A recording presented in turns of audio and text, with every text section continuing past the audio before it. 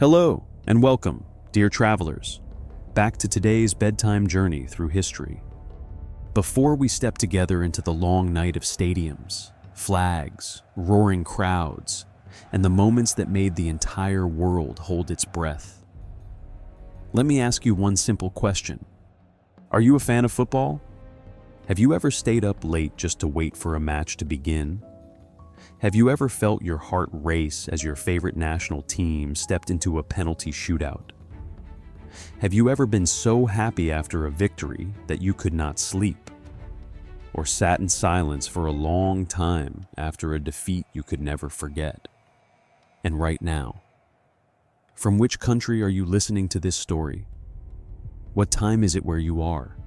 Leave a comment with the name of your country, your city, your current time, and, if you can, tell me which national team you love the most. Tonight, we will not simply be talking about football as a sport. We will travel back to the origins of the game that became a common language of humanity. From rough open fields and the first rules of play, to Jules Rimet's dream and the first World Cup in 1930. Then we will pass through war, politics, immortal finals, painful defeats, and the teams that turned the World Cup into a part of the world's memory. So lie down comfortably and let the lights of ancient stadiums slowly appear in the darkness. And now, our journey through the history of the World Cup begins.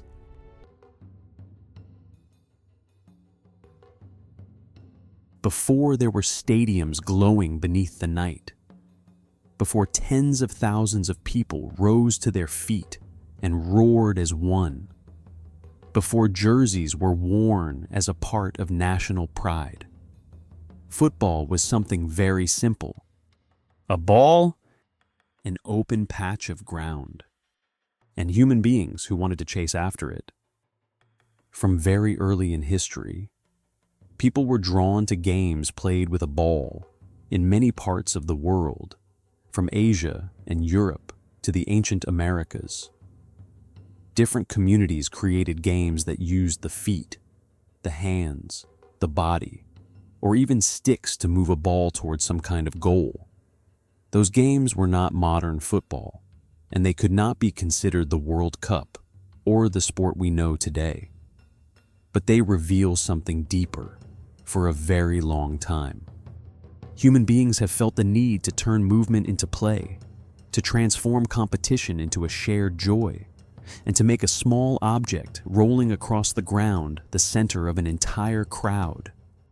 In ancient China, there was once a game called Cuju, often mentioned as one of the most famous early forms of football in history. Players kicked a leather ball, trying to send it through a certain target.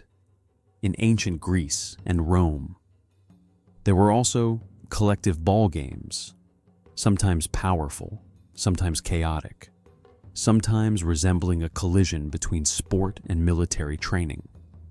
In pre-Columbian America, many civilizations also had ball games carrying ritual, communal, and religious meanings. History does not usually move like a smooth paved road. It is more like a river with many branches, with some stretches flowing underground, some disappearing, and others resurfacing in a new form. Those ancient games were like distant echoes. They were not modern football. But they show us that the ball has always held a strange power over the human imagination.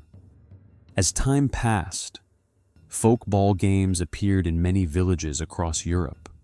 On festival days, people might pour into the streets, out onto open fields, or even run through an entire village to fight for possession of a ball, sometimes. The goal was simply to carry or kick the ball to a certain place. Sometimes, the two sides were so crowded that the game resembled a wild melee more than a match. Picture an old village in England on a cold afternoon. The ground is damp. The low rooftops stand close together. and kitchen smoke rises slowly into the air. Then, from the end of the road, a shout breaks out. A ball is thrown into the crowd. Adults, young men, and sometimes even boys rush forward. No one is wearing a uniform. No one is standing in a fixed position. There is no tactical formation. There is no goal with a net. There is only strength, laughter, collision, and the deeply instinctive feeling of belonging to one side. Games like that could be joyful, but they could also be chaotic.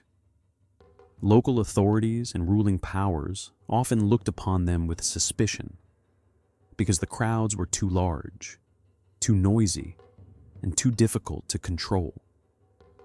At many points in history, forms of folk football were banned or restricted because they disturbed public order. But like water slipping through cracks in stone, the game did not disappear completely. It merely waited for another set of circumstances in which it could change its shape. And those circumstances gradually appeared in 19th century England. This was a world changing very quickly. Industrial cities were growing. Railways were drawing distant places closer together. Factories, schools, clubs, newspapers, and new social organizations were gradually shaping modern life. People were no longer living only according to the old rhythms of the countryside. They were beginning to live in crowded cities, where time was measured by factory whistles, train schedules, and school hours. In that context, football began to enter an important stage, the stage in which it would be arranged, recorded, standardized, and turned into a sport with rules. In schools in England, especially the public schools attended by the middle and upper classes, students played different forms of football, but each school had its own way of playing. In some places, players were allowed to carry the ball and run. In others, the focus was on kicking the ball with the feet. Some schools allowed heavy physical contact. Others wanted the game to be neater and less dangerous. When students from different schools met one another, a very simple yet very difficult question emerged. If every place played by a different set of rules, how could they compete against one another? From that question, modern football began to need something that every great sport eventually needs: a common set of rules. A shared rulebook may sound dry, but in truth, it is the moment when a game steps into maturity, when there are common rules.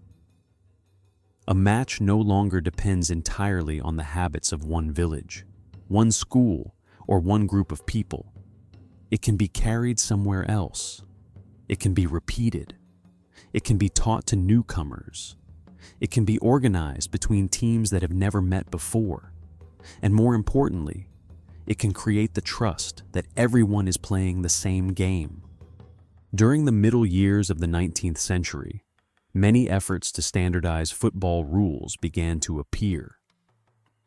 One important step came with the rules discussed at Cambridge, where people tried to reconcile the different ways of playing. Meetings like these may not have been as loud as a final match, but they were quiet moments that changed history. We can imagine a room that was not very large, a few men sitting around a table, papers before them, debating matters that seemed small, whether the hands could be used, how much physical contact should be allowed, when a player should be considered out of position, and how a goal should be defined. Each small point, once written down, gradually helped create the skeleton of modern football. Then, in 1863, an especially meaningful event took place in London. The Football Association, or the FA, was founded. This was a major milestone in the organization of modern football. From that point onward, the rules of the game were gradually defined more clearly, and the version of football centered on kicking the ball with the feet began to separate from rugby. which allowed players to carry the ball by hand and collide in a different way. That moment was very important. Before then, football and rugby were like two brothers who had not yet been given separate names. Both had been born from mixed ball games in English schools. But when the rules were divided, when one side chose the path of the feet and the ball rolling across the ground, while the other preserved more elements of carrying the ball and physical collision, modern football began to acquire its own face. The strange thing is that this very limitation made football more beautiful. When players could no longer rely on their hands as the main habit of play, their feet had to become more skillful. The body had to learn balance. The eyes had to read open space. A light touch could open a path. A well-timed pass could cut through an entire line of players. A shot could carry the hope of an entire team. From then on, football was no longer only about strength. It began to become technique, rhythm, imagination, and cooperation. But for football to become the king of sports, rules alone were not enough. Football needed players. It needed spectators. It needed clubs. It needed cities, railways, newspapers, workers, students, merchants, sailors, immigrants, and even those rare free afternoons after long hours of labor. In the industrial cities of England, football quickly found fertile ground. Workers in factories, mines, shipyards, docks, and workshops began to see football as a place to breathe, to belong, and to forget some of the exhaustion of daily life. A local team was not merely a group of people wearing the same colors. It was the pride of a neighborhood, a factory, a community. Imagine a Saturday afternoon in an industrial city. The air still carries the smell of coal and iron. Men leave the workshops, their hands still rough from labor. They walk toward a simple football ground, where the grass may not be perfect and the stands may not yet be large. But the hearts of the crowd have already grown warm before the match has even begun. They stand close together, shoulder to shoulder, looking toward the players who represent the place where they live. There, football became more than a game. It became a way for a community to see itself. When a team won, it felt as if the whole neighborhood had won. When a team lost, the sadness spread through familiar streets. Players' names were spoken in pubs, in local newspapers, and around family meals. Gradually, football entered everyday life as a habit, a memory, and a repeated appointment between people. Then, thanks to railways, teams could travel farther to compete. Thanks to newspapers, match results could spread more quickly. Thanks to leagues and cup competitions, these encounters began to carry greater meaning. Football was no longer confined to a school field or a local neighborhood. It became an expanding network, reaching from one city to another, from one social class to another. What made football special lay in its almost miraculous simplicity. Not every sport can spread easily. Some require expensive equipment. Some require special terrain. Some demand complex training conditions. But football is different. A ball can be made of leather, rolled cloth, or almost anything round enough to move. A goal can be marked by 2 shirts placed on the ground, 2 stones, 2 tree trunks, or simply a space that everyone agrees to recognize.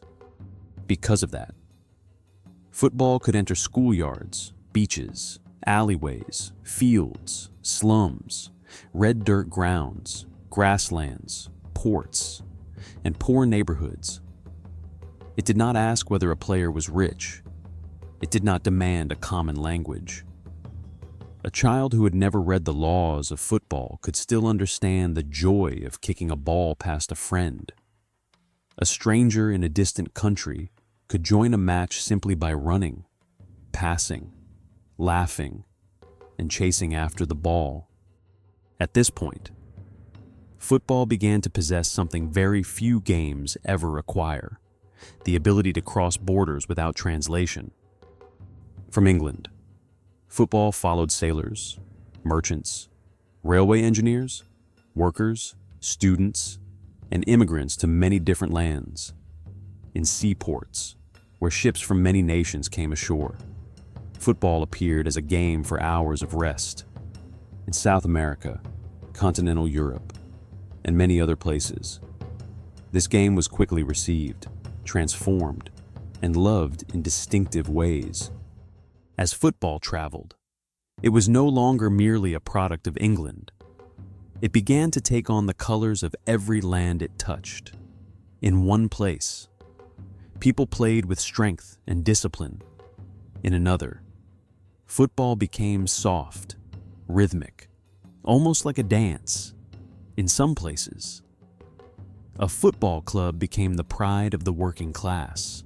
In others, a national team became the symbol of a young nation searching for its voice in the world. And from there, football began to have a very special kind of life. It was both shared and personal. Shared, because the rules of the game became increasingly unified. Everyone understood what a goal was. Everyone understood the joy of seeing the ball enter the net.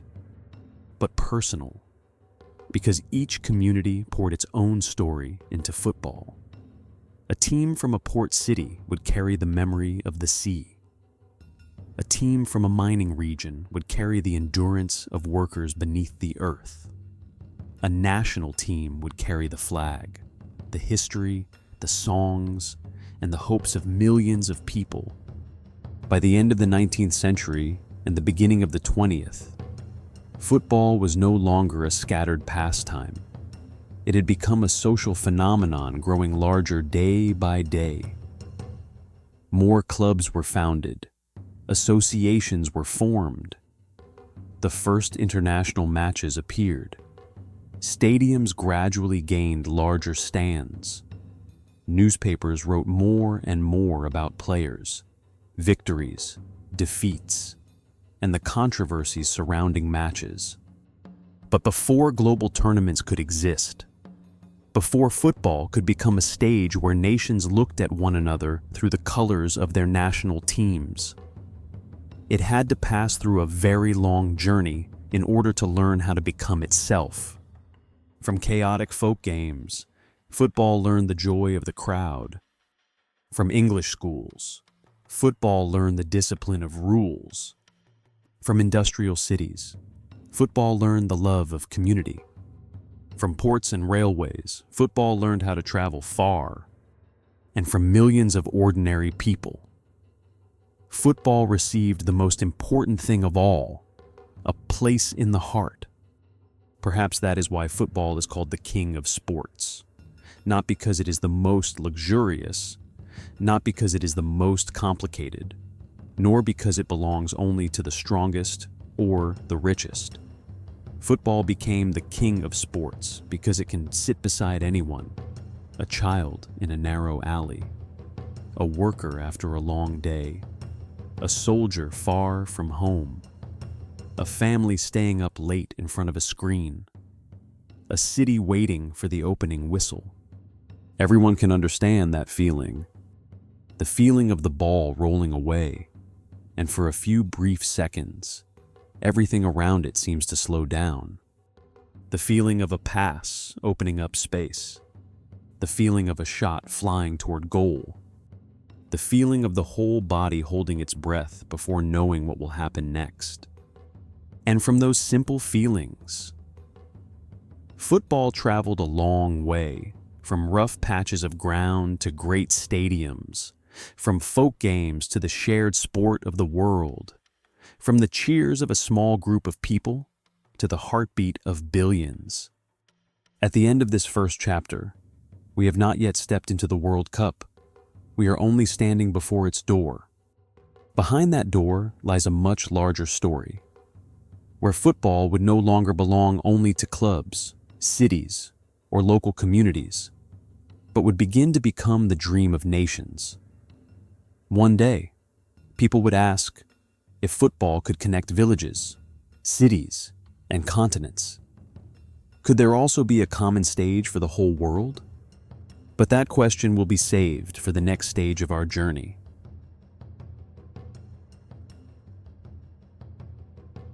After football had left behind the rough open fields, the school grounds of England, the cold damp streets, and the afternoons of the working class, it began to carry within itself a much larger question. If football could connect a neighborhood, a city, a country, then could it connect the entire world?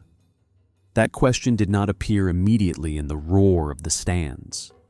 It emerged slowly, through letters, meetings, train journeys, the first international matches, and the longing of those who believed that football should not belong to one land alone. It deserved a stage large enough for every nation to step onto. By the beginning of the 20th century, football had become a sport with a powerful ability to spread. Clubs were appearing in many countries. National teams were beginning to compete against one another. Matches between nations were no longer merely a joyful occasion for people who loved the game. They gradually took on the colors of honor, flags, pride, and sometimes even a kind of excitement that was difficult to name. But at that time, world football still did not have a true home of its own. At the Olympic Games, football had found a place. National teams could meet one another in an international tournament, under the light of the Olympic spirit. But for those who were building the future of football, that did not seem to be enough. Football was growing faster than the frame that had been placed around it. It had its own audience. It had its own history. It had clubs, federations, and national teams that were developing more and more. And most importantly, football possessed something very few sports could claim: the ability to reach ordinary people across every layer of society. A person does not need to understand every rule of athletics to feel the spirit of the Olympics.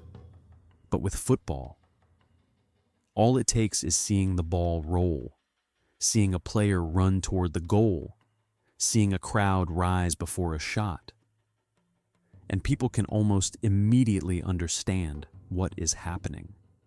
Football is simple, but its emotions are not small.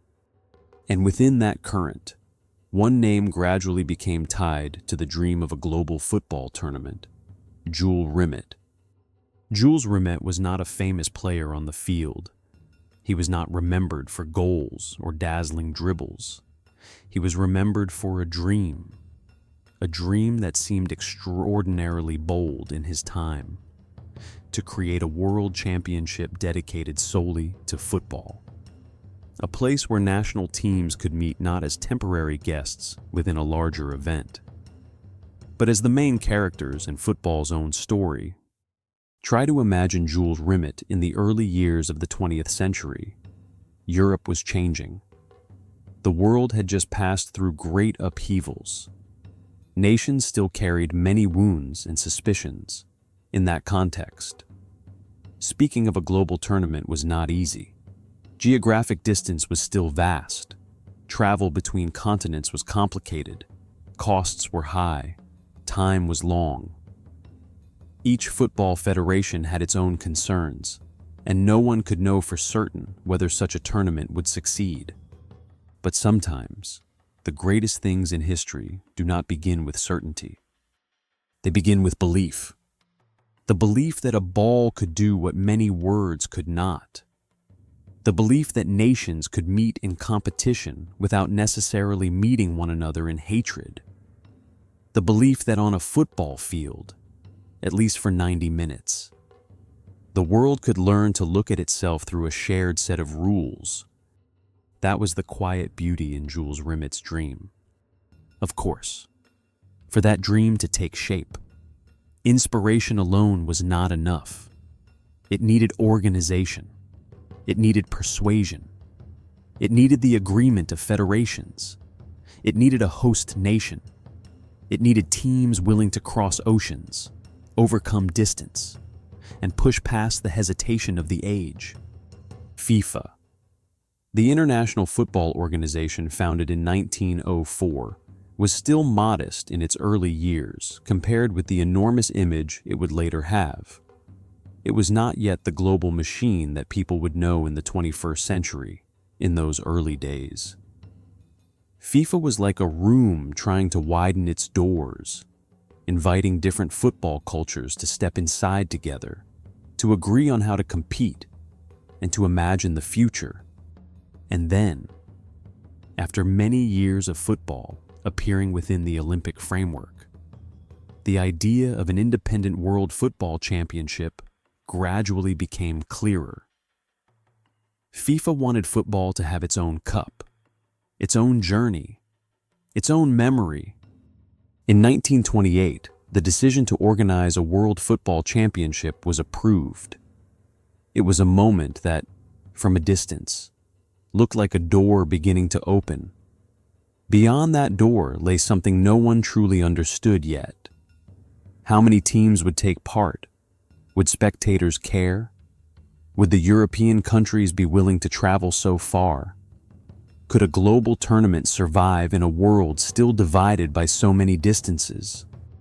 But the door had opened, and the next question was, where would the first World Cup be held? The answer was Uruguay. Today, when we hear the words World Cup, we may think of enormous stadiums, major cities, global media campaigns, and airplanes carrying players, journalists, and supporters from all over the world.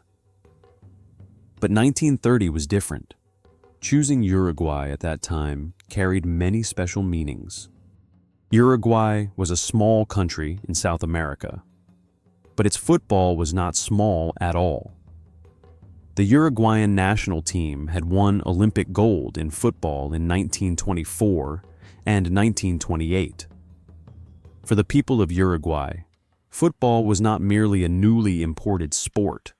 It had become a source of national pride, a way for that small country to stand on equal ground with larger powers on the football field. The year 1930 also marked the centennial of Uruguay's first constitution, hosting the first World Cup.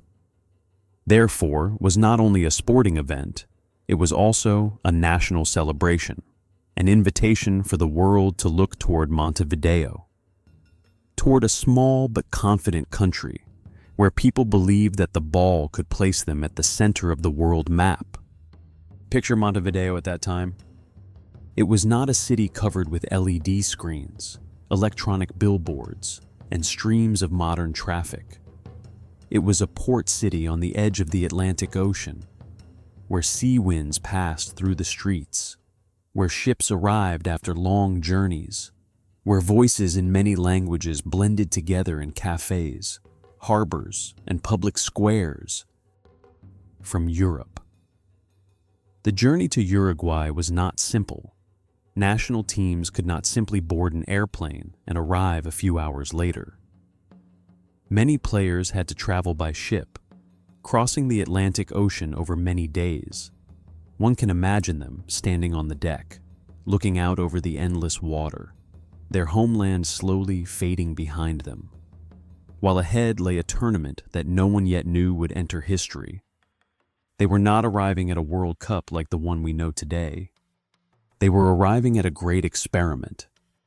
The first World Cup in 1930 had 13 participating teams. That number may seem modest compared with later World Cups, but at the time, it was already a major effort. There were 7 teams from South America: Uruguay, Argentina, Brazil, Chile, Paraguay, Peru, and Bolivia. There were 2 teams from North America, the United States and Mexico, and there were 4 teams from Europe: France, Belgium, Romania, and Yugoslavia. Just by looking at that list, we can see that the first World Cup had a very different shape from the tournament we know today. There was no vast qualification process as there would be later. There was not yet broad participation from every continent. There was no sense that the entire world had truly arrived. But what mattered was that the seed had been planted. Those 13 national teams, though they came from different circumstances, together created the first line in the book of the World Cup. On July 13th, 1930, the first matches were played. Among them, France faced Mexico, while the United States faced Belgium. These matches may not have carried the glamour of modern opening games, but if we look at them with the eyes of history, they possess a beauty of their own. That was the moment the World Cup began to breathe. A ball was placed down, a whistle sounded, and from that moment, a new tournament of humanity officially entered life. Not everything was perfect. The first World Cup took place under limited organizational conditions. The Estadio Centenario, the symbolic stadium being built in Montevideo, was not finished in time for the earliest matches because of weather and construction delays. But that very imperfection makes the story feel more human. The World Cup was not born in flawless smoothness, like many great dreams. It was born with delays, shortages, worries, and yet it still moved forward. Once completed, the Estadio Centenario became the heart of the tournament. The name Centenario was tied to Uruguay's 100 years of constitutional history. And that stadium was not merely a place where the ball rolled. It was like a vast square of a new era, where the host nation wanted to tell the world, "We are ready." In the stands, the supporters did not come only out of curiosity. They came because they felt they were standing before something that had never existed before. Many of them may not have fully understood that they were witnessing the birth of a tradition that would last for generations. But they certainly felt its special atmosphere: the flags, the songs, the tense faces before kickoff, the bursts of cheering when the ball hit the net. From its earliest days, the World Cup already carried the emotion that would remain with it ever after. The suspense of the unpredictable. The matches went on, and gradually 2 names rose toward the final: Uruguay and Argentina. It was a very special final, not only because it was the first final in World Cup history, but also because Uruguay and Argentina were South American neighbors. 2 strong footballing nations. 2 countries with a deep rivalry in the Rio de la Plata region. They were not strangers to one another. They understood one another. And precisely because they understood one another, the match became even more tense. On July 30th, 1930, the final was played at the Estadio Centenario. Try to imagine that afternoon. Montevideo seemed to draw its breath toward a single place. The roads led toward the stadium. People walked in groups, wearing shirts, carrying flags, talking and laughing, then slowly growing quieter as they approached the stands. Inside the stadium, the noise rose like a continuous wave. On the grass, the players knew they were not merely playing a match. They were standing in the first match that would decide who would become football's world champion. Argentina began strongly. Uruguay had the advantage of playing at home and the force of a vast crowd behind them. The match was not a gentle performance. It was a tug-of-war of pride. The 2 teams took turns pulling the emotions of the crowd higher and higher. Each goal did not only change the score, It changed the heartbeat of the entire stadium. Argentina had taken the lead. Uruguay had to chase. And then, in the second half, the home team rose. Each passage of play seemed to carry the wind of the stands. Each run seemed to pull the whole country toward the opponent's goal. In the end, Uruguay defeated Argentina 4-2. When the final whistle sounded, the World Cup had its first champion. Uruguay, a small nation standing beside the Atlantic Ocean, had become the center of the football world that summer. On the Centenario pitch, the Uruguayan players were embraced by the sound of tens of thousands of people. Outside the stadium, in the streets of Montevideo, joy must have spilled out like a tide. But more important than the victory itself was what had been proven. The World Cup could exist. Jules Rimet's dream was no longer only an idea discussed around a meeting table. It now had a stadium, teams, goals, tears, a champion, and supporters who could tell their children and grandchildren that they had been there, on the first day of something immense, of course. The 1930 World Cup was still not a perfect tournament. It did not yet fully represent the whole world. The number of teams was small. Many European teams did not come because the journey was too far and too costly. The organization was still simple, but sometimes. A beginning does not need to be perfect in order to become great. It only needs to be strong enough to open the way.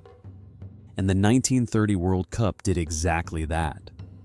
After that first tournament, football was no longer the same. The idea of a world championship had taken concrete form. Nations began to understand that the national team shirt was not worn only for friendlies or regional competitions.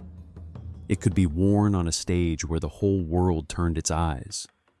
In club football, people love a team because of a city, a neighborhood, a tradition, and local memories. But in the World Cup, that love expands into something larger. People do not only support a club, they support a flag, a voice, a history, things that sometimes cannot be fully expressed in words. Perhaps that is why, from the very moment it was born, the World Cup carried such a special weight. It does not simply ask which team plays better. It asks a deeper question. In that moment, which nation can carry its dream the farthest? Jules Rimet could probably not see the whole future when his dream first took shape. He may have believed in football and in a world tournament. But in 1930, few could have imagined that many decades later, the World Cup would become one of the most watched events on the planet. Few could have imagined that one day names like Pelé, Maradona, Zidane, Ronaldo, Iniesta, Mbappé, and Messi would step onto that stage and turn it into a place that preserves immortal moments. But every great story needs a first page. And that first page was written in Uruguay in 1930. It was written by ships crossing the ocean. It was written by the longing of a man who believed football deserved a world of its own. It was written by 13 national teams that came to a tournament whose future no one could fully predict. It was written by the cheers of Montevideo, by the final between Uruguay and Argentina, and by the moment the first cup belonged to the host nation. If the previous chapter was the story of how football became the king of sports, then this chapter is the story of how the king of sports found its first throne. Not in a great empire, not in a familiar center of power, but in a small country on the edge of South America, where the July winter of 1930 became the first summer of the World Cup, and when night fell over Montevideo after that final. Perhaps the streets still echoed with singing. Perhaps the supporters still did not want to go home. Perhaps the Uruguayan players still did not fully understand that they had just become the first world champions in football history. As for Jules Rimet, somewhere in the current of history, he may have seen one thing very clearly. The ball that humanity had once chased across rough open fields had now found a common stage. A stage to which, from that point onward, every few years, the world would return together, not only to see who would win, but to remember that among different nations, different languages, and different histories, there is still something simple enough for everyone to understand. A ball rolls, a whistle sounds, and the whole world begins to dream.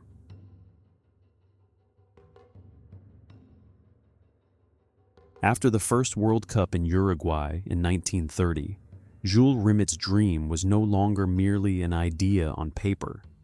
It had a stadium, it had spectators, it had ships crossing the ocean, it had its first final, and it had its first champion. But history never allows a dream to continue along a perfectly smooth road. The World Cup had only just been born. It was still very young, not yet old enough to become a familiar tradition of the world. When the shadows of the 20th century began to fall over it, football still rolled across the field, the stands still roared, and national teams still wore the colors of their countries. Yet behind those waves of applause, the world was changing in an increasingly heavy way. The 1930s were not only the age in which football grew larger, they were also an age of economic crisis, extreme nationalism, political tension, and storms of war gathering on the horizon.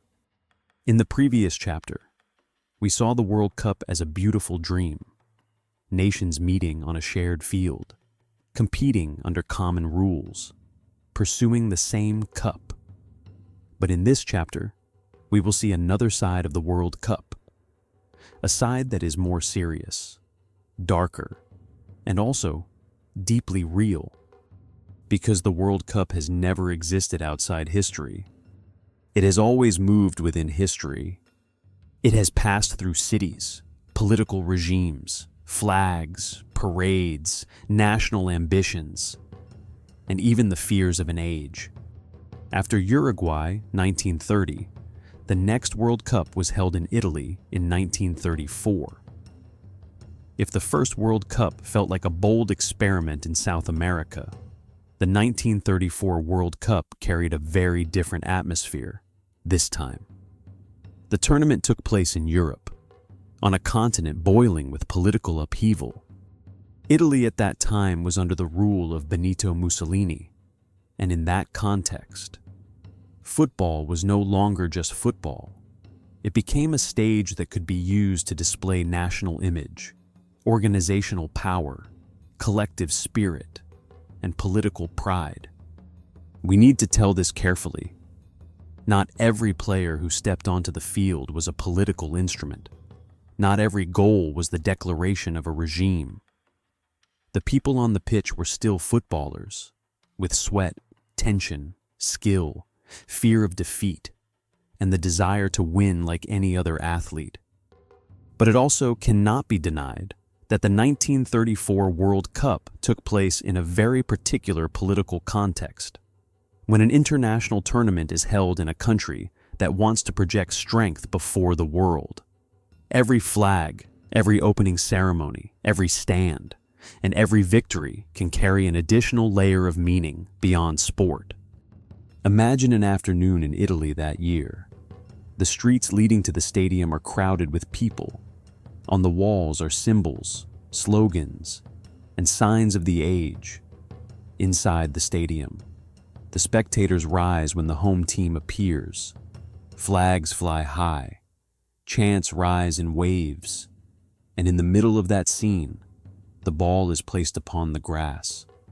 A match begins. But behind those 90 minutes is an entire world trying to define itself through victory. Italy won the 1934 World Cup after defeating Czechoslovakia in the final. It was their first world title for Italian football.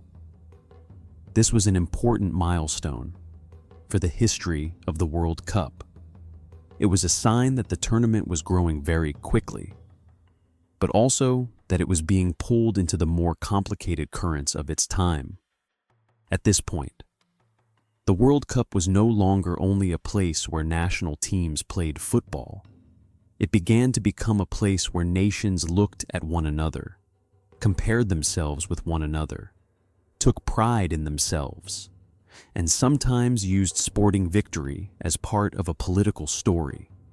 4 years later, the 1938 World Cup was held in France. If there had already been dark clouds over the skies of Europe in 1934, then by 1938, those clouds had come much closer. War had not yet officially broken out across the continent, but the atmosphere had changed.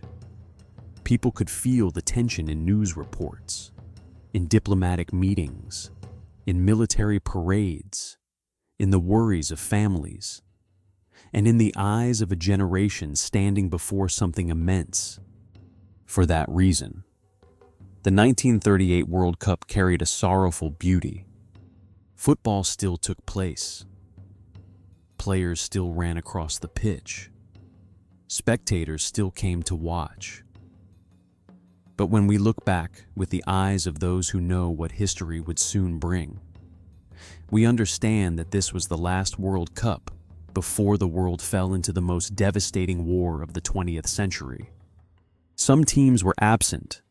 Political upheavals changed the football map. Austria, a strong European side, no longer participated as an independent country after being annexed into Nazi Germany in 1938. That detail makes the 1938 World Cup not merely a tournament, but a slice of a Europe being torn apart by history on the field. Italy continued to show its strength and successfully defended its title. They defeated Hungary in the final and became the first team to win the World Cup twice in a row, if seen only through the eyes of sport. That was a great achievement. But when seen through the eyes of history, that victory stood inside an atmosphere filled with unease.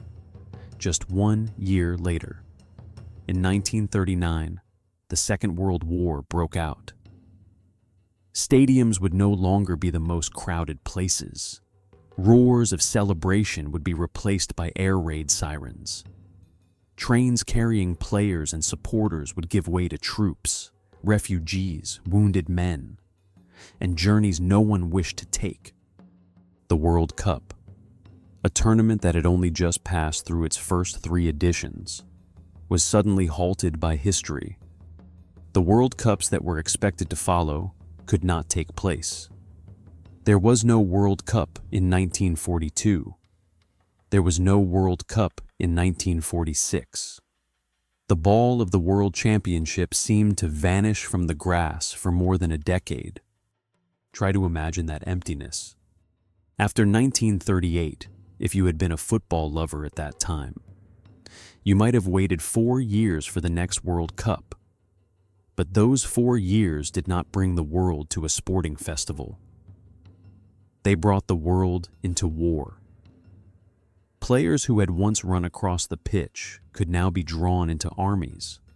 Supporters who had once crowded into the stands could now be living under bombs, losing homes, losing loved ones, and losing even the most ordinary habits of life. A stadium without cheering is a very quiet image. Empty stands, closed gates, grass no longer marked by the boots of great matches. And somewhere, the golden cup of world football became a distant memory, as if it belonged to another age, the age before the world broke apart. During the war years, football did not disappear completely. People could still play football in some places, under very different circumstances, but the World Cup could not continue. A tournament needed peace, international travel, cooperation between federations, spectators, and the belief that nations could meet one another on a football field. War had shattered almost all of those things. This is one of the quietest passages in the history of the World Cup. Not quiet because there was no story, but quiet because there was too much loss. In the empty space between 1938 and 1950, the world changed. Many European cities were devastated. Millions of people died. Political maps shifted. Families were torn apart. The wounds of war did not lie only in ruined streets, but also in the memories of every person. And then, after all of that, football had to ask itself, could the World Cup return? Because a tournament returning after war was not merely a matter of organizing a few football matches. It was a sign that nations could travel again, meet again, compete again, shake hands again, sing national anthems again, and stand beneath the same stadium sky. It could not erase the war, but it showed that life could continue. In 1950, the World Cup returned in Brazil after a 12-year interruption. The tournament was held once again, and this time, the location was a vast South American country, warm-blooded, passionate, and in love with football with something close to instinct. If Uruguay in 1930 was the place where the World Cup was born, then Brazil in 1950 was like the place where the World Cup was revived after a long illness of the world. Brazil wanted to host a great World Cup. They built the Maracana in Rio de Janeiro, a colossal stadium seen as a symbol of national ambition and belief. Maracana was not only a place to watch football, it was like a bowl of emotion, where hundreds of thousands of people could breathe, sing, and hope together. Imagine Rio de Janeiro in 1950. The blue sea in the distance, mountains standing still beneath the tropical sky, streets glowing with the rhythm of Brazilian life. And in the middle of that city, Maracana rose like a new temple of football. Brazilians believed this World Cup would be the moment their country reached the summit. After war, after years in which the world had been divided, Brazil wanted to offer humanity a festival, and they wanted to win. The Brazilian national team played convincingly. They scored many goals. They created the feeling that the title was drawing very close. In the hearts of the supporters, belief grew with every match. Each goal was like another brick added to the dream. Each victory brought the whole nation closer to the day of coronation. But from its earliest years, the World Cup has had a character of its own. It never completely follows the script that human beings write for it. In 1950, there was no final in the familiar format we know today. Instead, there was a final round of 4 teams. The match between Brazil and Uruguay at Maracana became the decisive match. Brazil needed only a draw to become champion. Uruguay had to win.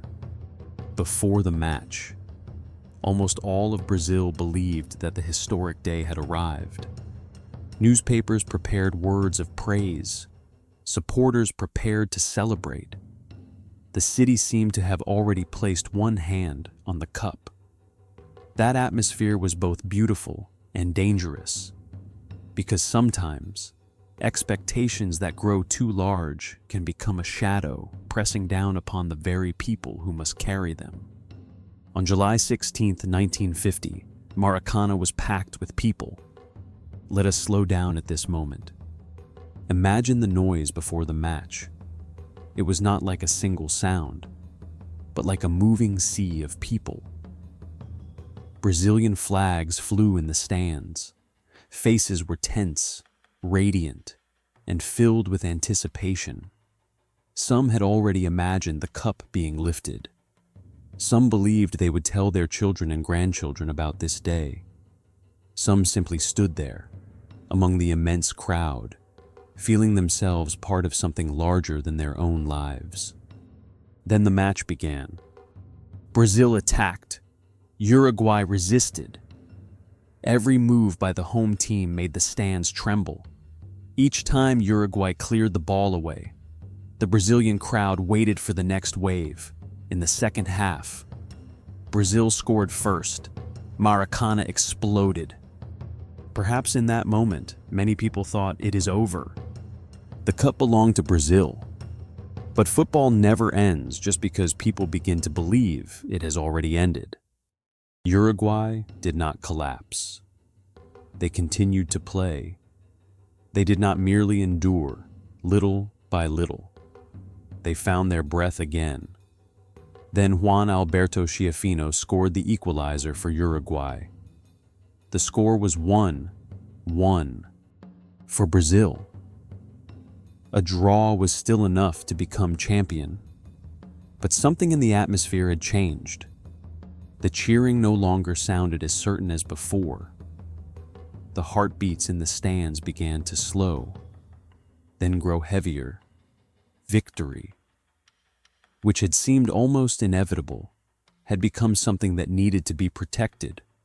And when people begin to fear losing what they thought they already possessed, that fear can spread very quickly. Then, in the 79th minute, Uruguay's Alcides Gigia moved down the right side and scored. Uruguay led 2-1. Maracana fell silent. It was one of the most famous silences in football history. A silence not because there were no people, but because there were too many people who could not believe what had just happened. Hundreds of thousands stood there, looking at the field, looking at the score, watching their dream change color in a single moment. Brazil tried in the remaining minutes, but time kept passing.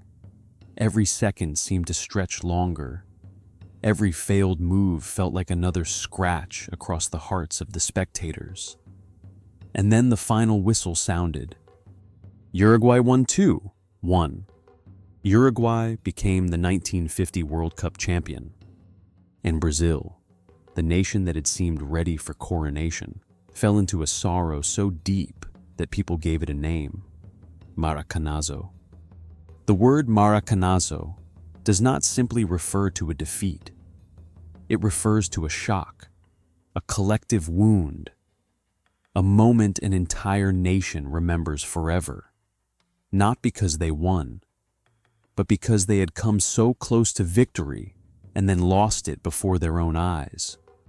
In the history of the World Cup, Maracanazo is one of the stories that shows how deeply football can touch the soul of a nation. A match lasts only 90 minutes, but its echo can last for decades. For Uruguay, it was a great triumph, proof that courage and belief could defeat even a sea of opposing supporters. For Brazil, it was a night of sorrow, but also an important part of the journey that shaped their football identity. What is especially important is that the 1950 World Cup did not only mark the tournament's return after the war, it also showed that the World Cup had become a stage of emotion far greater than it had been in 1930. In 1930, the World Cup was still a dream being tested. In 1950, the World Cup had become large enough to make one nation erupt with joy, and large enough to make another fall silent. From Italy, 1934, to France, 1938, then through the empty space of war. And finally, to Brazil, 1950, the World Cup had passed through a road filled with darkness. Politics had touched it. War had interrupted it. It had witnessed the world falling into ruin and then trying to stand again. And when it returned, it was no longer the young tournament it had once been. The World Cup now carried within itself the memory of all those years when no ball rolled. It had not only the goals that had been scored, but also the summers that had been lost. It had not only champions who were honored, but also teams, players, and spectators who would never have the chance to appear in tournaments swallowed by war. Perhaps for that reason, after 1950, every World Cup was no longer seen only as a festival. It also became a reminder that peace is not something guaranteed, for national teams to step onto the pitch, for supporters to sit beside one another, for national anthems to rise without being drowned out by bombs. The world had to pass through great pain. And football, even though it cannot heal everything, can still create a place where people meet again, a place with common rules, a place with a starting whistle, a place where, for 90 minutes, the differences between nations are carried into a form of struggle that is less destructive, more human, and sometimes even beautiful. Let us hold on to two images. First, the image of the World Cups stolen by war, like blank pages in the book of world football. Second, the image of Maracana in 1950, where the roar of hundreds of thousands turned into silence, and where Uruguay proved that in the World Cup. No dream is certain until the final whistle sounds. From that darkness, the World Cup moved forward. But before we come to that light, we need to remember that the World Cup was not built only from glory. It was also built from the war left behind, from tournaments that could not take place, from stands that had once fallen silent, from nations that had once been wounded, and from a very simple belief that after every upheaval of history, human beings will still find a way to return to one another on a green field, around a ball that is still rolling.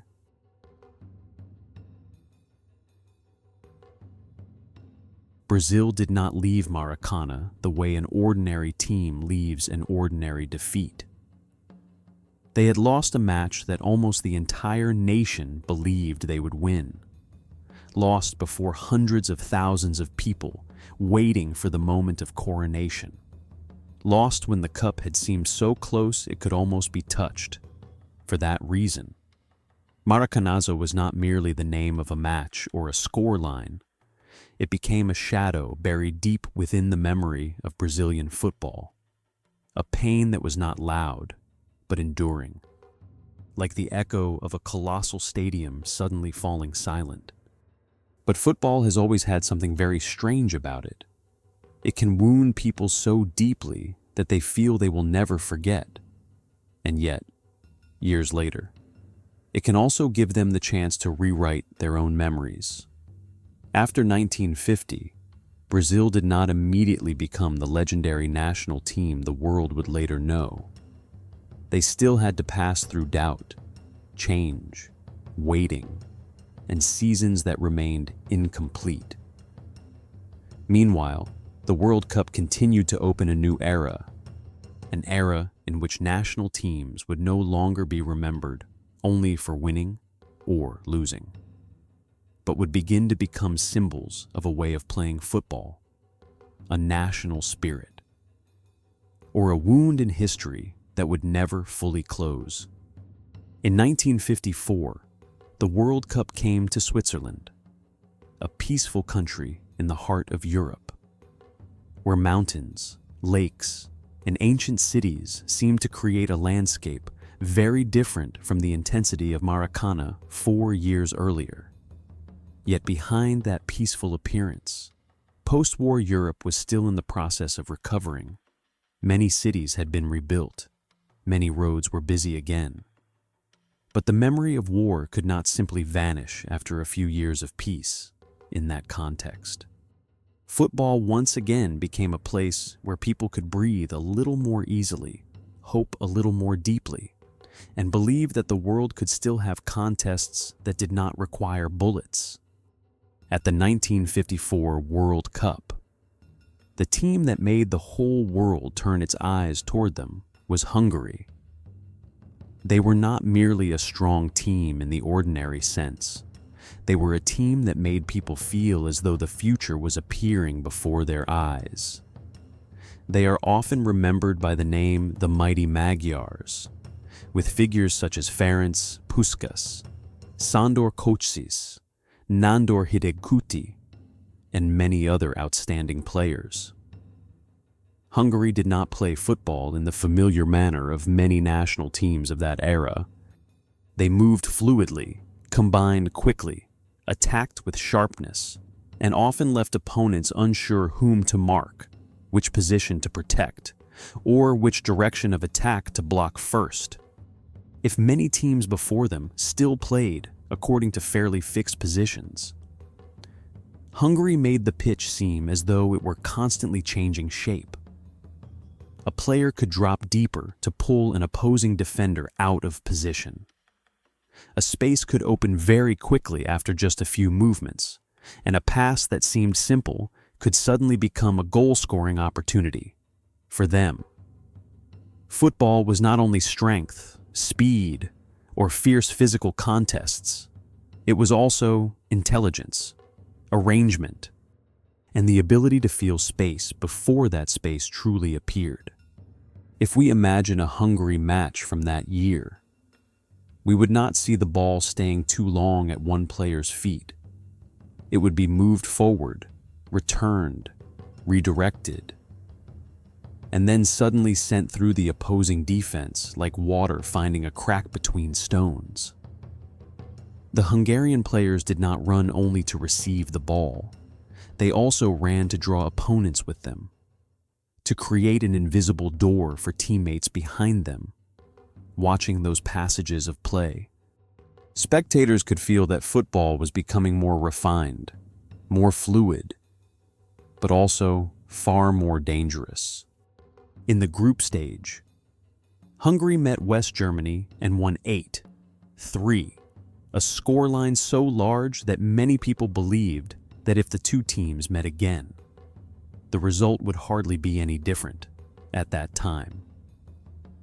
Hungary seemed like a winning machine, unbeaten for years, playing a brand of football that forced all of Europe to admire them, and entering the final with the status of the strongest team in the world. But the World Cup, as we have already seen from Maracanazo, never creates legends only through predictable victories. It often creates legends through moments of reversal, when the strongest certainties of human belief are suddenly placed under trial. On July 4th, 1954, in Bern, Hungary met West Germany again in the final. It was raining. The pitch was wet and heavy, and the air carried the chill of a cloudy Swiss day. Hungary began as expected, quickly scoring twice and taking a 2-0 lead. If anyone at that moment believed the match had already been decided, it was easy to understand why. Hungary were too strong. West Germany had already lost heavily to them, and when a team like Hungary led by 2 goals, it was natural to feel that history was merely waiting to be written down. And yet West Germany refused to let go. They pulled 1 goal back, then equalized. And the match that had seemed to belong to Hungary gradually became a battle of belief. The rain continued to fall on the pitch.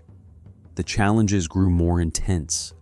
Time passed through an increasingly thick tension, and the pressure began to change sides.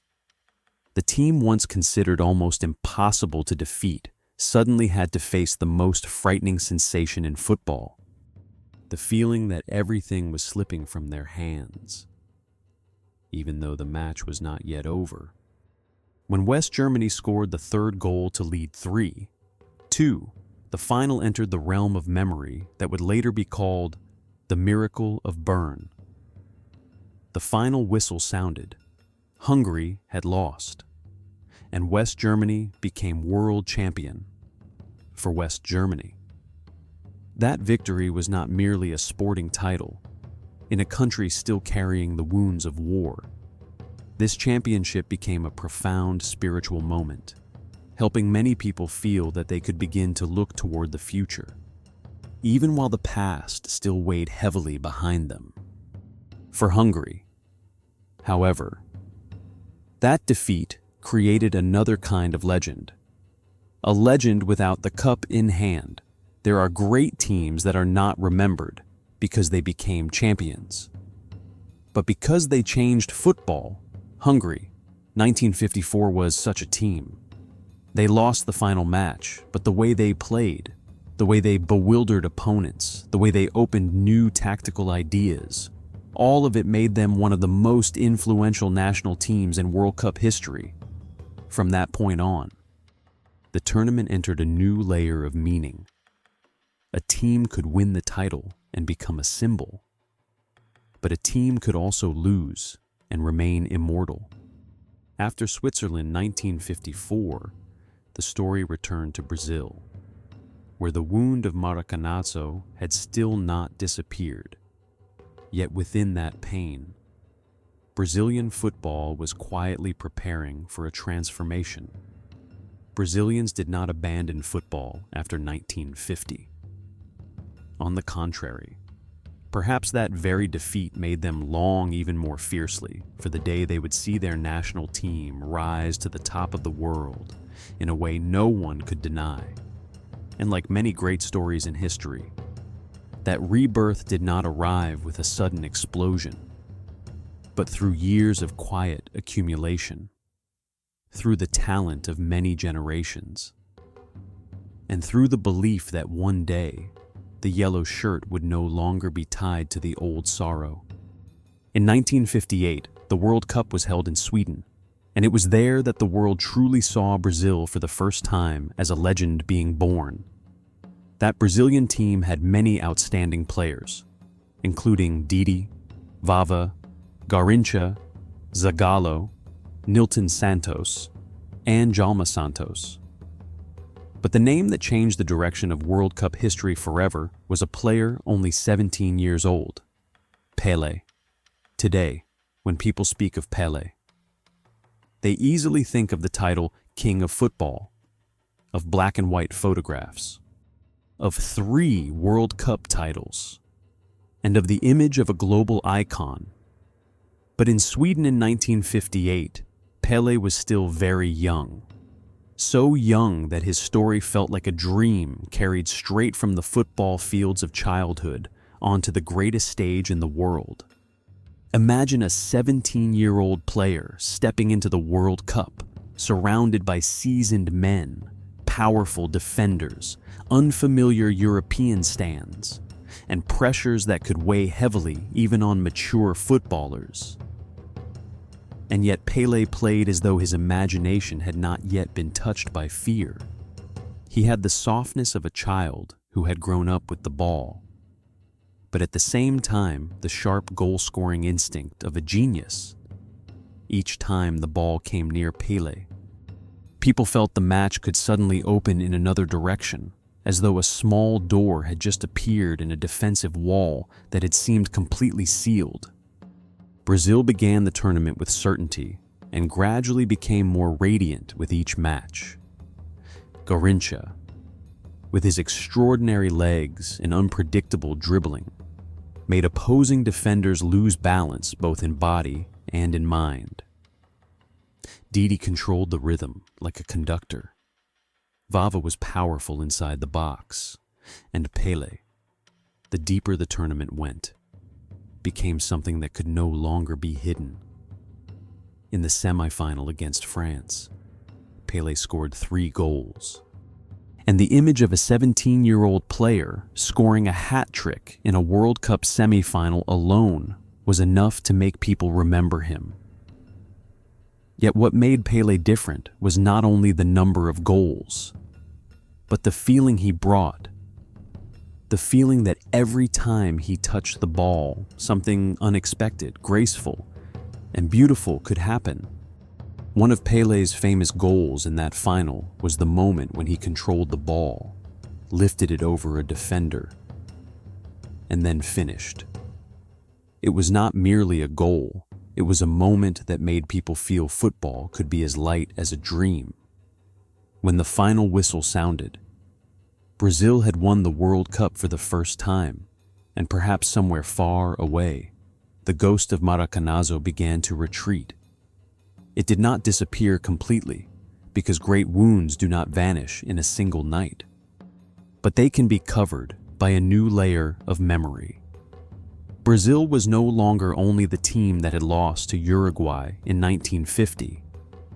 Brazil was now champion of the world, the team of joy, of technique, of the radiant yellow shirt, and of a 17-year-old boy whose name the entire world had to learn. After 1958, Pelé was no longer an unknown young talent, but a symbol of a new Brazil. Yet the story of Brazil and the World Cup did not stop there. Because a truly great national team does not only need one blazing moment, it needs to prove that the light can return. In 1962, the World Cup came to Chile, and Brazil entered the tournament as defending champions. The world waited for Pelé to shine again. But football once more refused to follow a smooth road. Pelé was injured early and could no longer play the leading role for the rest of the tournament. For many national teams, losing a player like Pelé could have been the end of a championship dream. But Brazil 1962 had another figure step into the light: Garrincha. If Pelé was the image of complete genius, then Garrincha was the image of unpredictability, of moves that went against ordinary logic. He played football like someone who refused to listen to the normal rules of the body, making opposing defenders know exactly what was coming and still fail to stop it. Sometimes he seemed to pause, waiting for the defender to come closer, only to change direction suddenly. Sometimes he dribbled as though he were teasing gravity itself, and teasing the very men assigned to stop him. In Chile in 1962, Garrincha became the soul of Brazil, scoring, creating, pulling the team through tense matches, and keeping the dream of victory alive while Pelé was absent. In the end, Brazil defeated Czechoslovakia 3, won in the final, and successfully defended their title. 2 World Cups in a row. Brazil was no longer a national team that had merely shone by chance, but a true power in world football.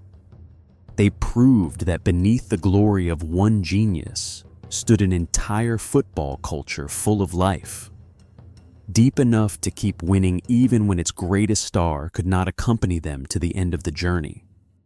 The 1970 World Cup took place in Mexico, in a very different atmosphere.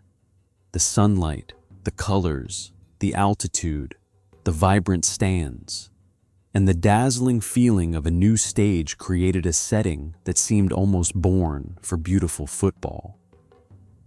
And there, Brazil brought a team that many people still regard as the greatest side in World Cup history.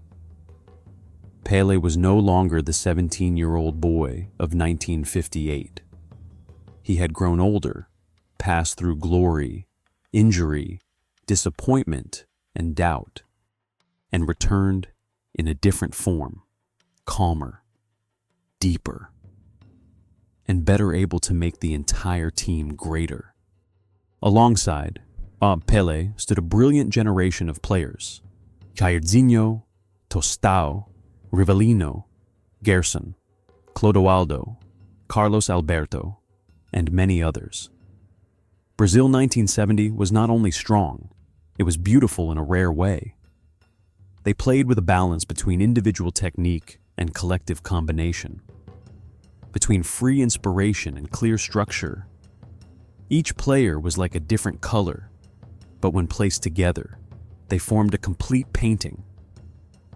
Pelé did not need to do everything alone, because around him were players who could understand him, move, pass, shoot, and together create a shared rhythm. Jairzinho scored in every match Brazil played at that tournament. Rivellino brought powerful and technical shots. Tostão was intelligent and graceful. Gerson was calm in his role as organizer.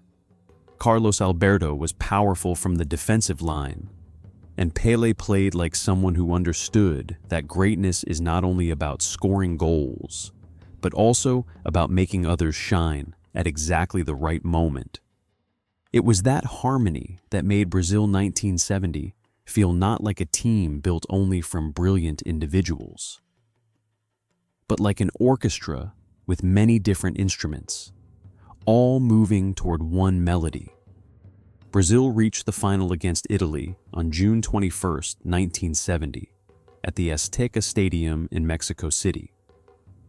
That match did not only decide the World Championship, it would also decide which team would keep the Jules Rimet trophy forever. Because both Brazil and Italy had already won the World Cup twice. Brazil opened the scoring with a header from Pelé. Italy equalized, and for a while the match remained tense. But then Brazil began to accelerate. Gerson scored, Jairzinho scored, and finally, one of the most beautiful moments in World Cup history appeared. From Maracanazo in 1950 to Mexico in 1970, Brazil's journey resembled a story of healing that lasted 20 years. In 1950, Brazil fell silent in its own home, before a defeat that seemed impossible to accept. In 1958, Brazil found its first smile on Swedish soil, with a young Pelé and a team playing football as though they were opening the door to a new era. In 1962, Brazil proved that they did not have only one genius, but an entire football culture strong enough to preserve glory. In 1966, they stumbled, suffered, and then, in 1970, returned to the summit with a team that turned football into art. But this chapter is not only the story of Brazil, it is the story of how the World Cup began to create its first truly great legends, Hungary. 1954 showed that a national team could become immortal even without winning the title. West Germany, 1954, showed that a World Cup victory could carry spiritual meaning far beyond the football field. Brazil with Pelé showed that football could become a shared beauty of humankind, a language that even those who do not speak the same tongue can feel through their eyes, their heartbeat, and their silence before beauty. Pelé, from a 17-year-old boy in Sweden to the symbol of Brazil 1970, became the first truly global face of the World Cup. Not only because he won so much, but because he appeared at exactly the moment football needed an image for the whole world to remember. A smile, a yellow shirt, a light touch of the ball, a moment when everything on the field seemed to slow down. All of it made spectators believe that football was not only about winning and losing. It could also be poetry, memory, and a way for human beings to see beauty in motion. From here, the World Cup would grow even larger. Television would carry its moments into the living rooms of millions of families. New national teams would appear. New football philosophies would be born, and other stars would step onto the stage. But before we come to the age of Maradona, total football, Paolo Rossi, and immortal television icons, let us pause a little longer at the image of Brazil 1970, a pitch beneath the Mexican sun, a pass from Pelé, a strike from Carlos Alberto, and the feeling that in that moment, football had touched something close to perfect beauty.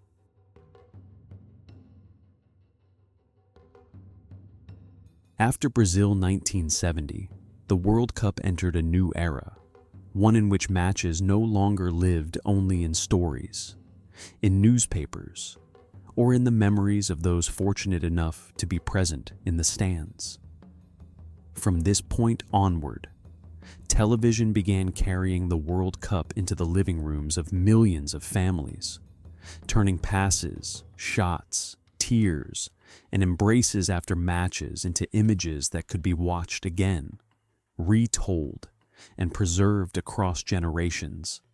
Football still took place on the pitch, but its memory began to live on the screen, in the pale blue glow of old television sets, in evenings when entire families gathered around them, and in moments when the whole world, though scattered far apart, looked toward the same rolling ball. If Brazil 1970 made people believe that football could touch an almost perfect beauty, then the World Cups that followed showed that beauty did not have only one form. There were teams beautiful because they played like a samba composition beneath the Mexican sun. There were teams beautiful because they moved like a wind organized by intelligence. There were teams beautiful because they knew how to endure, how to wait for their moment, and then rise at exactly the right time.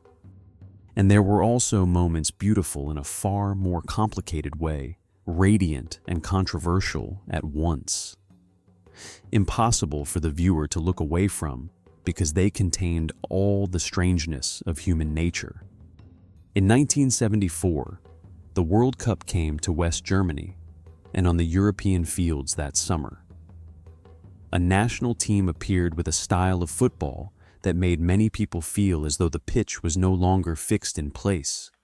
It was the Netherlands of Johan Cruyff. The team remembered through the concept of total football, often called bong da tong look in Vietnamese. In truth, if we explain it only through terminology, we risk losing its living pulse. Total football was not merely about players switching positions with one another, nor was it simply a tactical diagram drawn on a board. It was the feeling of an entire team breathing in one rhythm, moving like a single body, where space was created and then filled again almost instantly. At the center of that team was Johan Cruyff, a player who did not only play football with technique, but also with vision. Cruyff was not the kind of star who simply waited for the ball to arrive before producing a beautiful move. He moved, drew opponents, opened directions, controlled the tempo, and made viewers feel that he always saw the match one beat earlier than everyone else, with his slender frame, fluid strides, and his head always lifted to observe. Cruyff became the symbol of a kind of football that was intelligent, free, and daring. The Netherlands in 1974, therefore, was not only a powerful national team, but an idea dressed in orange and running across the grass. They advanced to the final against West Germany, the host nation. In a very special context, the Netherlands were the team that had enchanted the whole world with beauty and novelty, while West Germany represented courage, discipline, and a frightening ability to withstand pressure. At the very beginning of the final, the Dutch produced a long passing move that left the opponent almost unable to touch the ball. Before Cruyff was fouled inside the penalty area, the Netherlands scored from the spot and took the lead very early. In that moment, many people perhaps believed that the team of the future was preparing to be crowned. 4 years later, the 1978 World Cup took place in Argentina. In a historical context far more complex, it was a tournament that could not be completely separated from the political atmosphere of the host nation at that time. But if we tell the story carefully and fairly, we must still recognize that on the pitch, the Argentine players went through a journey filled with pressure to win their first world title. In the final, they met the Netherlands again, the team that once more stood before the chance to touch the cup they had missed in 1974. But fate again refused to stand with the orange shirts. Argentina won 3, one after extra time. And the Monumental in Buenos Aires erupted in a sound that was both the joy of football and the exhalation of a nation living through many layers of complicated emotion. From the years after the 1970s, the World Cup increasingly became a place where individual moments could rise beyond a match and live on as symbols. A dribble, a miss, a last-minute goal, a stunned face after the final whistle. All of these could be captured by television and carried across the world. And by 1982, in Spain, the World Cup created a story that seemed almost shaped like a resurrection. The central figure in that story was Paolo Rossi. Before the 1982 World Cup, Paolo Rossi did not enter the tournament in complete glory. He had endured difficult years, been doubted, and faced questions about his form and his ability to return. In Italy's early matches at the tournament, Rossi did not immediately shine either.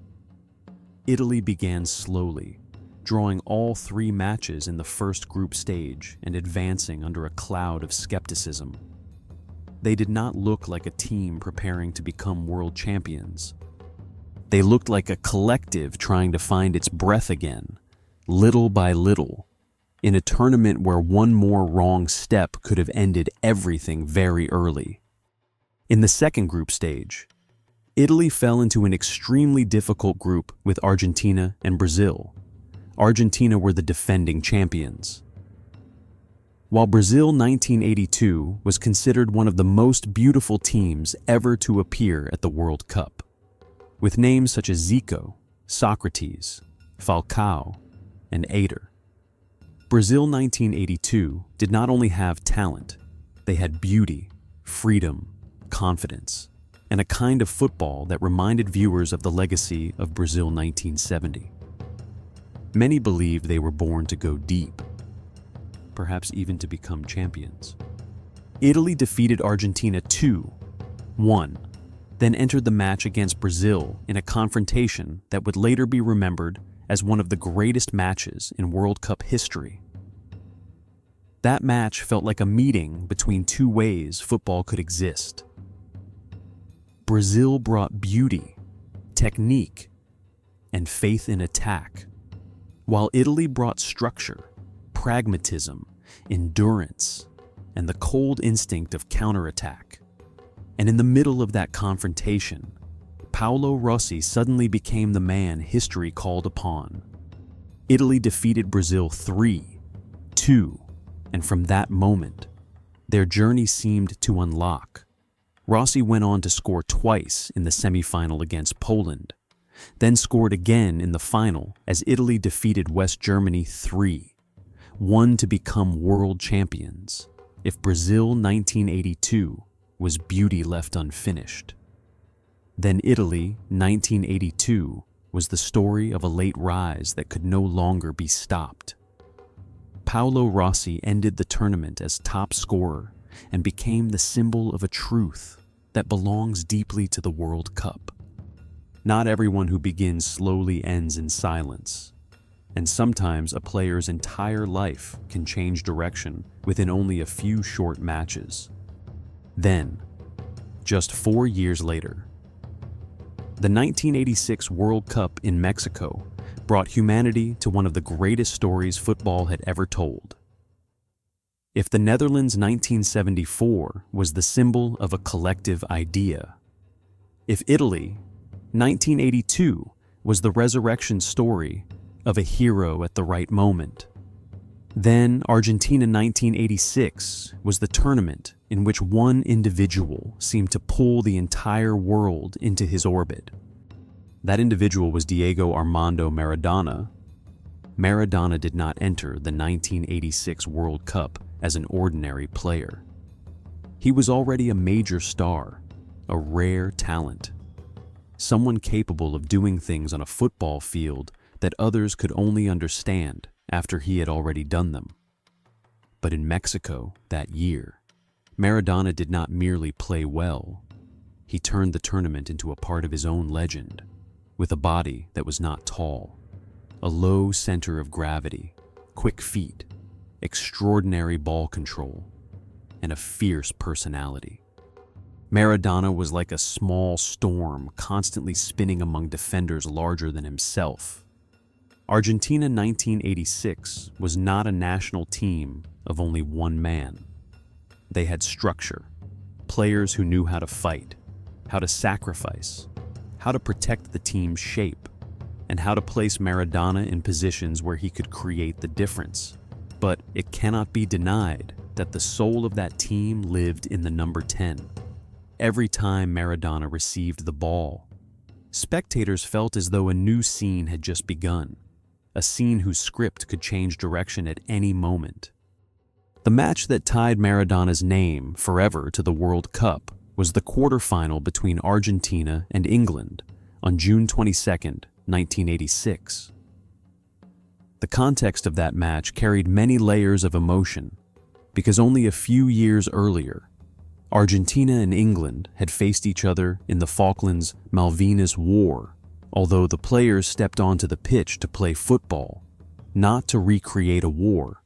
Viewers could still feel that this match carried a weight beyond ordinary sport at the Azteca Stadium, beneath the Mexican sky. The two teams entered a confrontation that would later become almost a chapter of its own in football history. Argentina defeated England, then continued into the semi-final against Belgium. In that match, Maradona scored twice again, as though he wanted to prove that the quarterfinal had not been an isolated moment. Argentina then reached the final against West Germany, a team famous for courage and for returning in the most difficult moments. The 1986 final was tense. Argentina led 2-0. West Germany came back to make it 2-2. And when the match seemed to be drifting toward an uncertain ending, Maradona delivered the decisive pass for Jorge Burruchaga to score and seal a 3-2 victory. Argentina won the 1986 World Cup, and Maradona lifted the trophy in an image the football world would remember forever. It was not only the moment of a national team's victory, but the moment when an individual completed the journey of turning himself into an icon.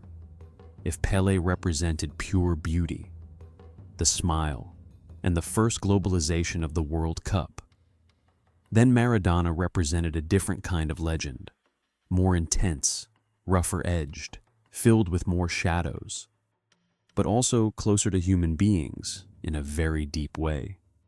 From the Netherlands 1974 to Italy 1982, and then Argentina 1986, the World Cup showed that it could preserve many forms of immortality. There is the immortality of a tactical idea such as total football. Even when that team did not become champion, there is the immortality of a resurrected hero like Paolo Rossi, who remained silent at the beginning of the tournament and then erupted at precisely the moment history needed him. And there is the immortality of Maradona, who in a single match created both controversy and a masterpiece, then led his national team to the Golden Trophy with a will that forced the whole world to watch. As this chapter closes, we can feel that the World Cup had become a vast storehouse of memory. It does not remember only the champions, but also the teams that never touched the cup yet changed the way football was played. It does not remember only beautiful goals, but also controversial goals, because they reveal the complicated nature of human beings. It does not remember only the final score, but also the atmosphere, the eyes, the rhythm of the run, the noise of the stands, and the feeling when an ordinary moment suddenly becomes immortal. From here, the World Cup would move into a more modern age, where media, tactics, commerce, new generations of superstars, and globalization would make the tournament larger and larger. But before leaving this chapter, let us hold on to three images like three small lights in the corridor of memory. The orange shirts of the Netherlands in 1974 moving like a living idea. Paolo Rossi's eyes after the goals that brought Italy back from doubt. And Maradona in Mexico, 1986, small beneath the vastness of the Azteca Stadium, carrying the ball through an entire defense as if, for a few seconds, history could do nothing but run after him.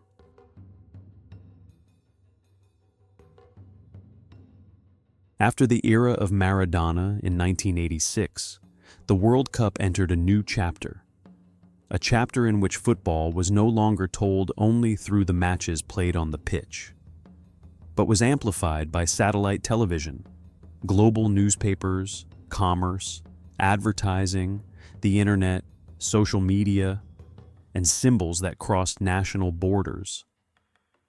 If earlier World Cups had created mythology through the memory of spectators and the footage passed down through time, then the modern World Cup allowed almost every moment to travel around the world almost instantly. A goal did not merely make the stands explode. It appeared on the screens of millions of people across different time zones.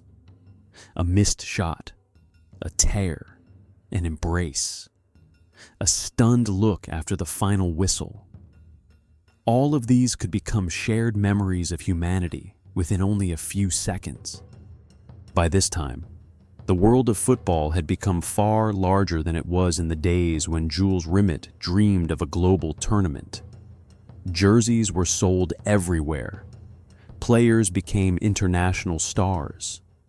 National teams no longer represented only their countries. They also carried the image of an era, a style of play, a generation. The World Cup was no longer an event people waited for, only to discover who would become champion. It became the place where the world could see how football was changing, how human beings were changing, and how old dreams kept returning in new forms. In 1998, the World Cup came to France, and this tournament held a special meaning in the modern history of football. For the first time, the competition featured 32 teams, opening the door to more national teams, more stories, and more flags. If the earliest World Cups had once involved only a small group of teams, then by the end of the 20th century, the World Cup had truly become a global festival, larger in scale, stronger in media rhythm, and more powerful in its appeal beyond the stadium. In that context, the French national team entered the tournament on home soil carrying enormous expectations. They had a special generation of players, gifted, diverse, and bearing within them the image of a modern France. At the center of that team stood Zinedine Zidane, a man with a quiet presence, a calm way of playing, and feet that seemed to make football slow down every time he touched the ball. Zidane was not the kind of player who always exploded with wild speed. He was like someone who could soften time, hold the ball under pressure, turn inside a narrow space, and then open a pass that made the entire stadium suddenly realize what only he had seen a moment earlier. The 1998 final between France and Brazil took place at the Stade de France, on a night when the entire host nation seemed to hold its breath.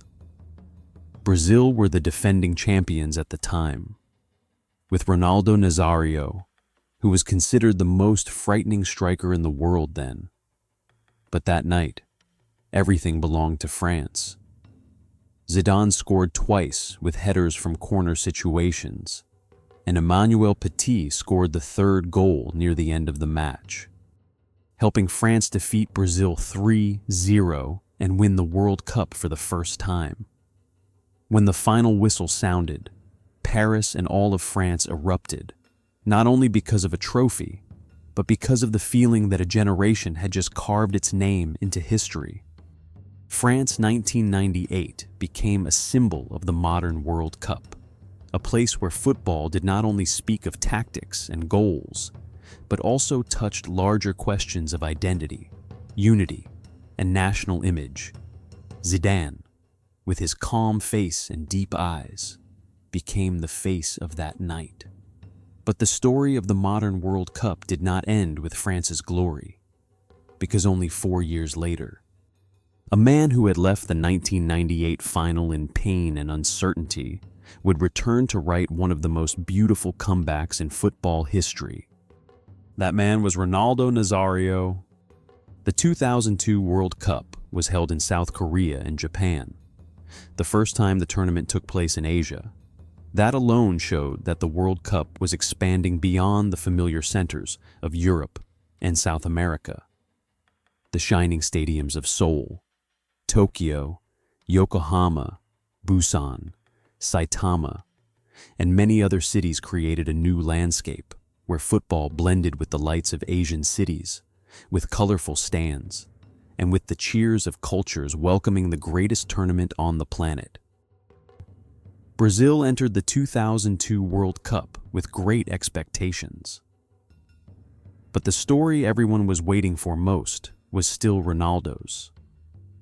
After his dim performance in the 1998 final and the severe injuries that had nearly threatened his career, Ronaldo came to that tournament not only to score goals, but to reclaim his own image. Some players need a title to become great, but there are also players who need a tournament to prove that they are not yet finished. Ronaldo belonged to the second kind. His distinctive haircut at the 2002 World Cup may be remembered for its strangeness, but it was his goals that the world could not forget. Brazil that year had an attacking trio remembered forever: Ronaldo, Rivaldo, and Ronaldinho. Each carried a different shade of brilliance. Rivaldo was skillful and cold-blooded. Ronaldinho was free-spirited and full of imagination, while Ronaldo was the purest form of goal-scoring instinct. He did not need too many unnecessary movements. Just one burst of acceleration, one perfectly timed touch, one clean finish, and an opposing defense could be defeated.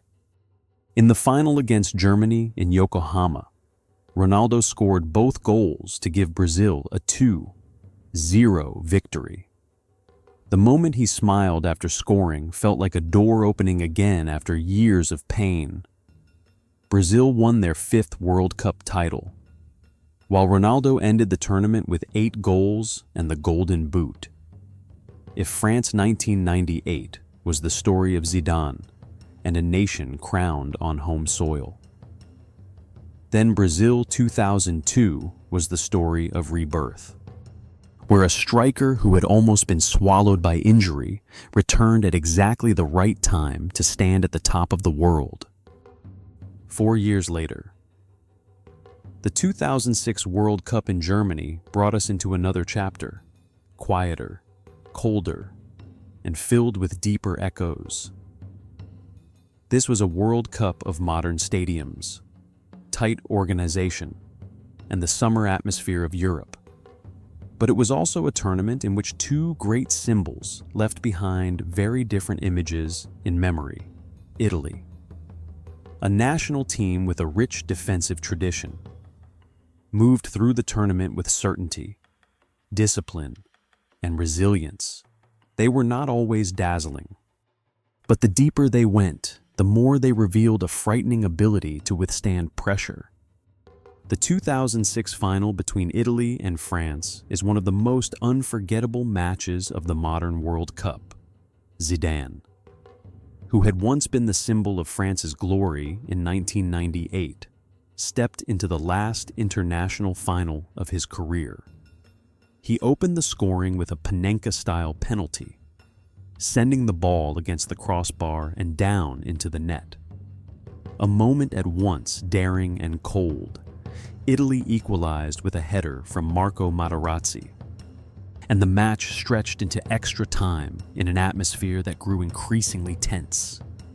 Then came the moment the whole world could not forget. Zidane headbutted Materazzi in the chest and received a red card. The captain, who had once led France to the summit of glory in 1998, left the pitch in the final World Cup match of his career. Walking past the golden trophy placed at the side of the field, that image was beautiful, sorrowful, and difficult to explain. It was like a film scene that needed no dialogue, where glory and tragedy stood very close together. Italy later defeated France on penalties and won their 4th World Cup title. But when people remember that final, they do not remember only the winner. They also remember Zidane's back as he walked into the tunnel. In a moment that reminds us that even the greatest geniuses remain human, with limits, emotions, and moments that can never be taken back.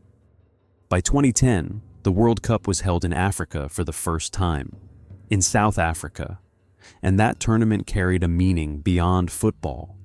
The endless sound of vuvuzelas in the stands, the vivid colors of South Africa, the stadiums glowing beneath the southern sky, all of it created the feeling that the World Cup had truly become an event of every continent.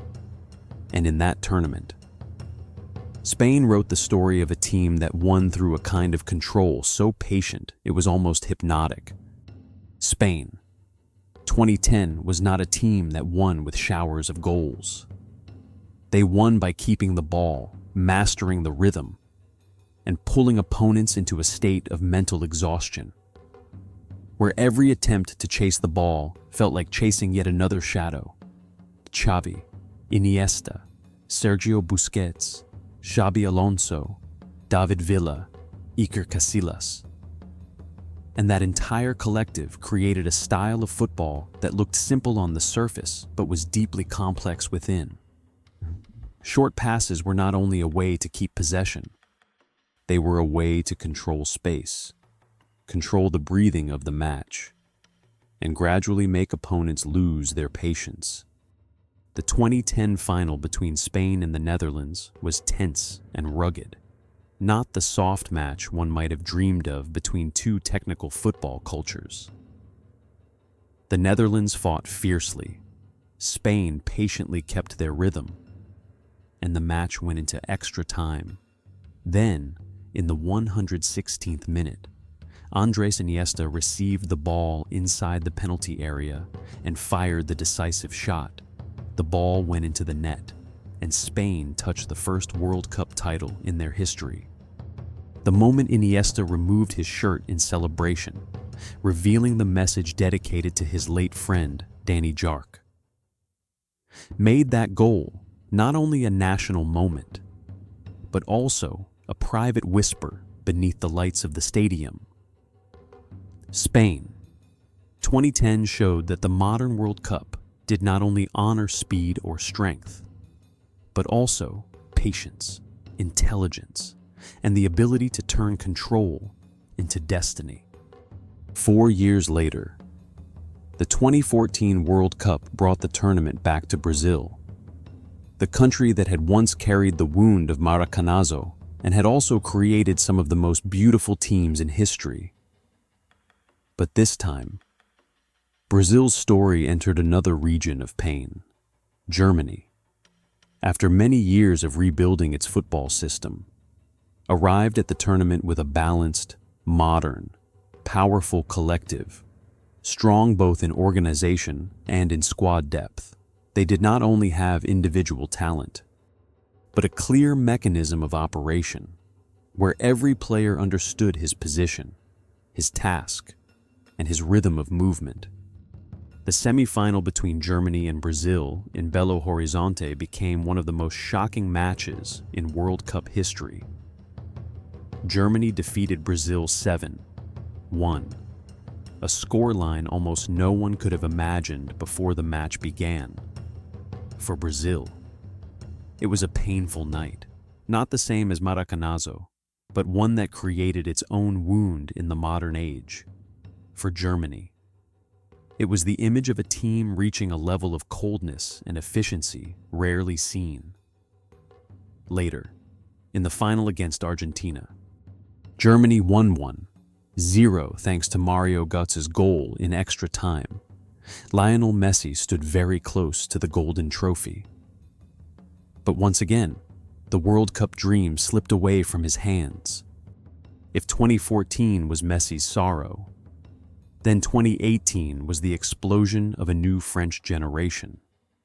The World Cup in Russia placed young, fast, modern faces on the stage. And the most striking among them was Kylian Mbappé. France 2018 did not play the romantic football of Brazil 1970 or the possession football of Spain 2010, but they had a frightening balance of physical strength, speed, organization, composure, and individual moments. Antoine Griezmann was intelligent. Paul Pogba was powerful. N'Golo Kanté silently covered the pitch. Raphael Varane was solid. And Mbappé brought the feeling of a young wind blowing through the World Cup. Then came 2022, when the World Cup was held in Qatar, in a context unlike any previous edition. For the first time, the tournament was organized at the end of the year instead of the traditional summer, among modern stadiums located within a much smaller geographical space than in earlier World Cups. But although the setting changed, the greatest story of the tournament was deeply classic.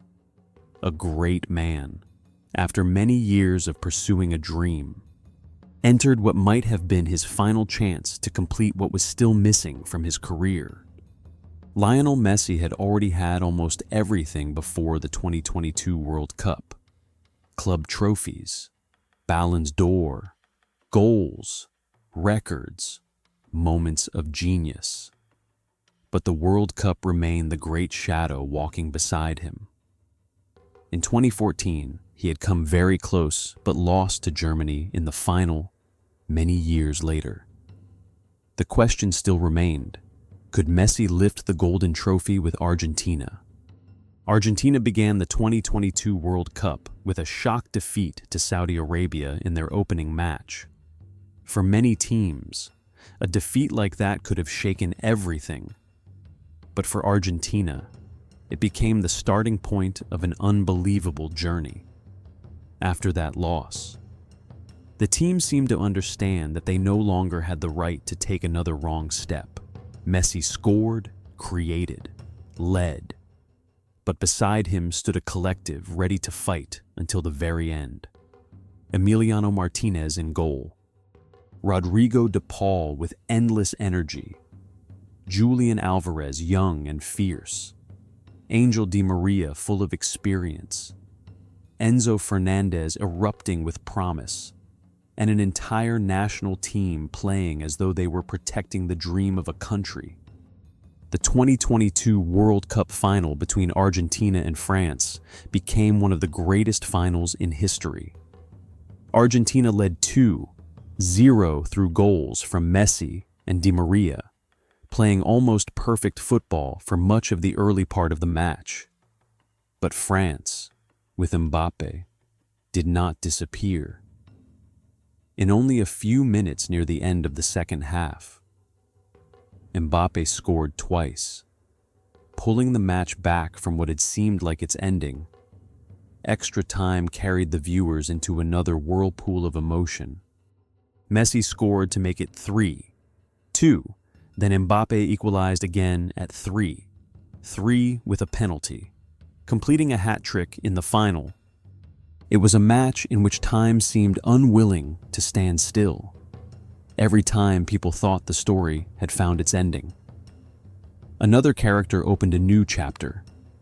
Messi represented the long journey, the almost final dream. Mbappé represented the future, speed, youth, and a coldness without fear.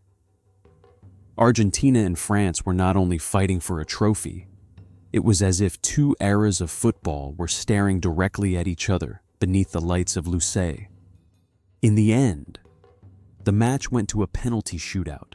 In that moment, all tactics, all fame, and all the long stories before it were reduced to the short distance between the penalty spot and the goal.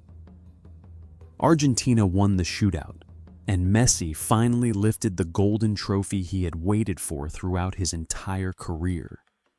The image of him smiling, wearing the traditional Qatari bisht as he raised the cup, became one of the most remembered moments of the modern World Cup. If Pelé was the image of the dawn of the global World Cup, if Maradona was the storm of genius and emotion, then Messi 2022 was the image of a completed journey. Not an easy journey, not a straight road, but a path that passed through defeat, doubt, waiting, age, and the pressure of an entire nation. And Mbappé, though he lost that final, also emerged as a new symbol of the future. A man who scored 3 goals in a World Cup final and made the whole world understand that his story was still very long. From Zidane in 1998 to Ronaldo in 2002, from Zidane's sorrow in 2006 to Iniesta's moment in 2010, from the German machine of 2014 to the speed of France in 2018, and finally to Messi and Mbappé in the 2022 final. The modern World Cup has become a great mirror reflecting the football of each era. It has technique, tactics, data, media, commerce, and social networks. But deep beneath all those modern layers, the old emotion remains intact. People still hold their breath before a shot. They still cry when the team they love loses. They still remember a goal, an embrace, a look after the match.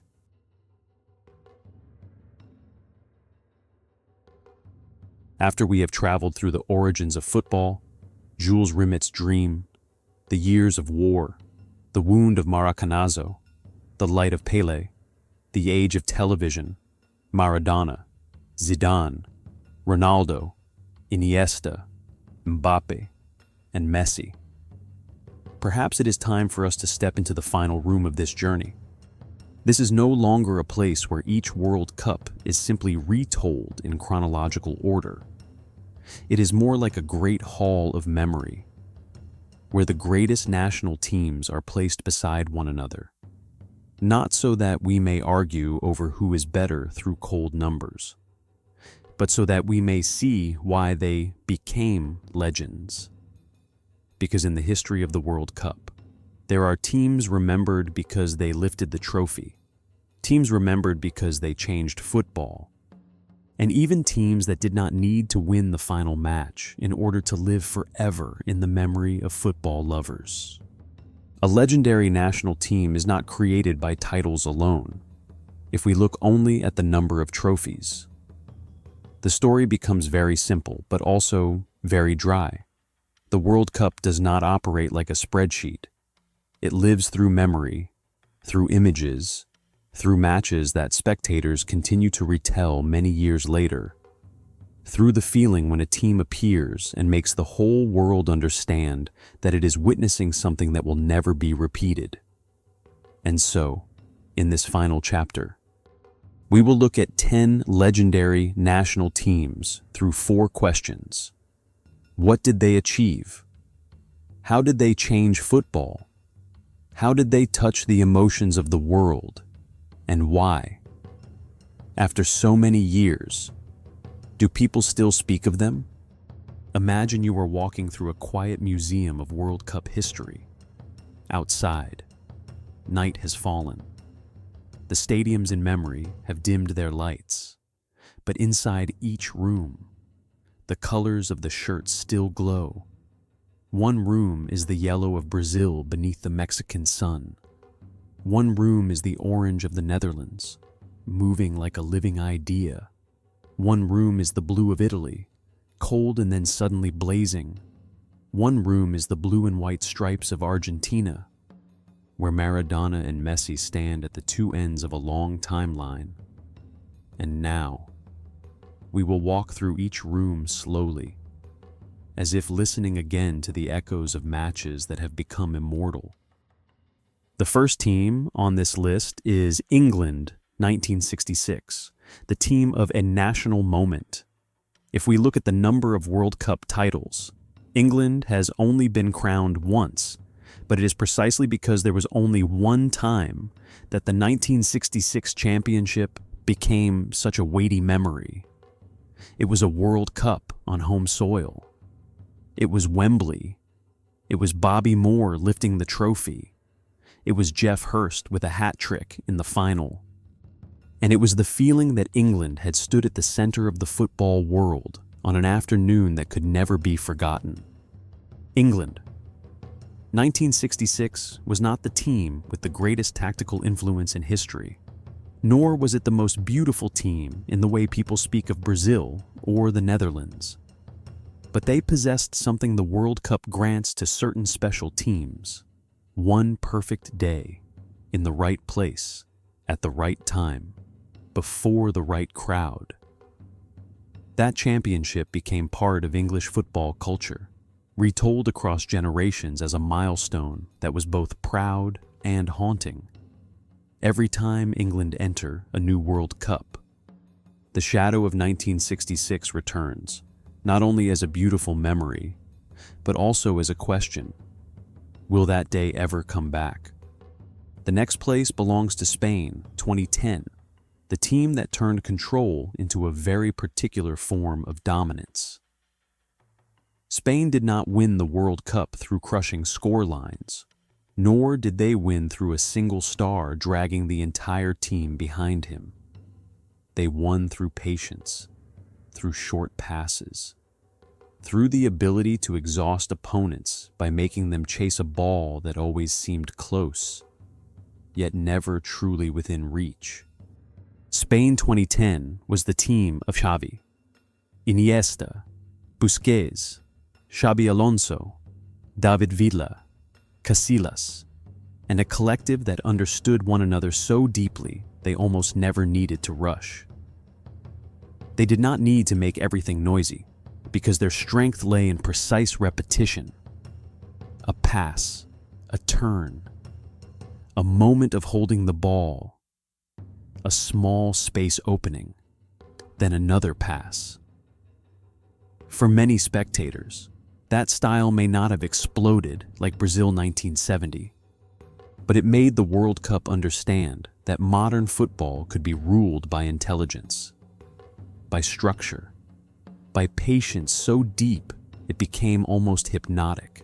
And when Iniesta scored in the 116th minute of the final against the Netherlands, Spain did not only win their first trophy, they completed an era in which possession football became the standard. In 8th place is France 1998, the team of a new France. Some great championships matter because of pure footballing quality, but others matter because they become the image of an entire society looking at itself.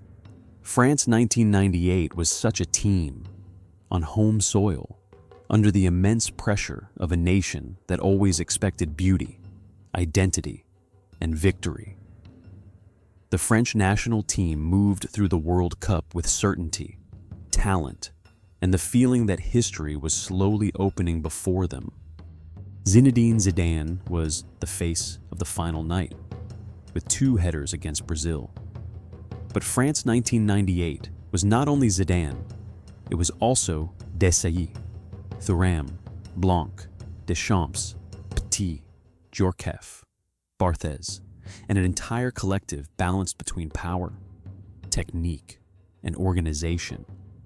They defeated Brazil 3-0 in the final, and that moment made France erupt.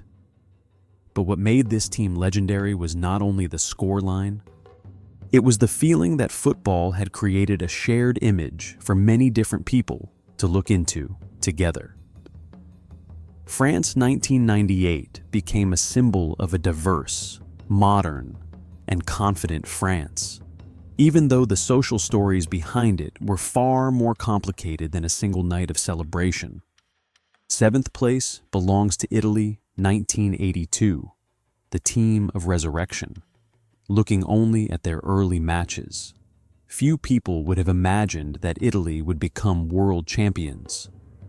They began slowly, were doubted, and did not carry the appearance of a team preparing to climb to the summit of the world. But that very fact made their story more captivating. The World Cup does not only love teams that shine brightly from the beginning, it also loves teams that know how to survive quietly, endure doubtful eyes, and then burst into flame at exactly the moment history needs them. Paolo Rossi was the soul of that story. After his silence at the start of the tournament, he suddenly awakened in the match against Brazil in 1982, scoring 3 goals and eliminating one of the most beautiful teams in World Cup history. From that moment, Italy seemed unlocked. They defeated Poland in the semi-final, then overcame West Germany in the final to win the championship. Italy 1982 was not beautiful in the same way Brazil 1982 was beautiful, but they possessed the beauty of courage, of rising at the right moment, of a team that understood the World Cup does not always belong to the side that enchants the most, but sometimes belongs to the side that knows how to survive its cruelest turns. In 6th place is West Germany, 1954, the team of the Miracle of Bern in World Cup history. There are matches that cannot be told only through footballing details, because their meaning goes far beyond the pitch. The 1954 final between West Germany and Hungary was such a match. At that time, Hungary was regarded as the strongest team in the world, a national side that had astonished Europe with flexible, modern, and highly attacking football. They had beaten West Germany 8-3 in the group stage, then taken a very early 2-0 lead in the final. But West Germany did not collapse. They came back in the rain, on a heavy pitch, in an atmosphere where almost every prediction stood with the opponent. That 3-2 victory did not only give West Germany their first World Cup title, it became a powerful spiritual moment in a country searching for faith again after the war. The Miracle of Bern therefore lived longer than a single match. It became a symbol of recovery, of a nation beginning to feel that it could stand up again. West Germany 1954 belongs on this list not only because they became champions, but because that victory became a psychological milestone of an entire era. But if there is a team that lost the final and still deserves to stand beside the champions, it is Hungary 1954, 5th place in this great hall of memory. Hungary did not have the trophy, but they possessed something not every champion has, a lasting influence on how football was imagined. The team of Puskás, Kocsis, Hidegkuti, and their teammates made the pitch seem as though it changed shape.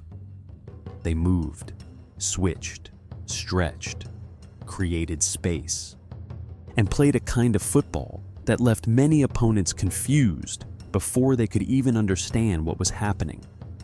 Hungary 1954 reminds us that the World Cup does not remember only the final winner. It also remembers the teams that made the game larger. They lost to West Germany in the final, but that defeat gave them a tragic beauty. They were like an unfinished piece of music. And the more unfinished it remained, the more people remembered it. Whenever people speak of great teams that did not win the World Cup, Hungary 1954 is almost always among the first mentioned, because they proved that sometimes a team can lose the trophy and still keep a very deep place in history. 4th place belongs to Argentina 1986, the team in Maradona's orbit. Some teams become legendary because they are a perfect collective.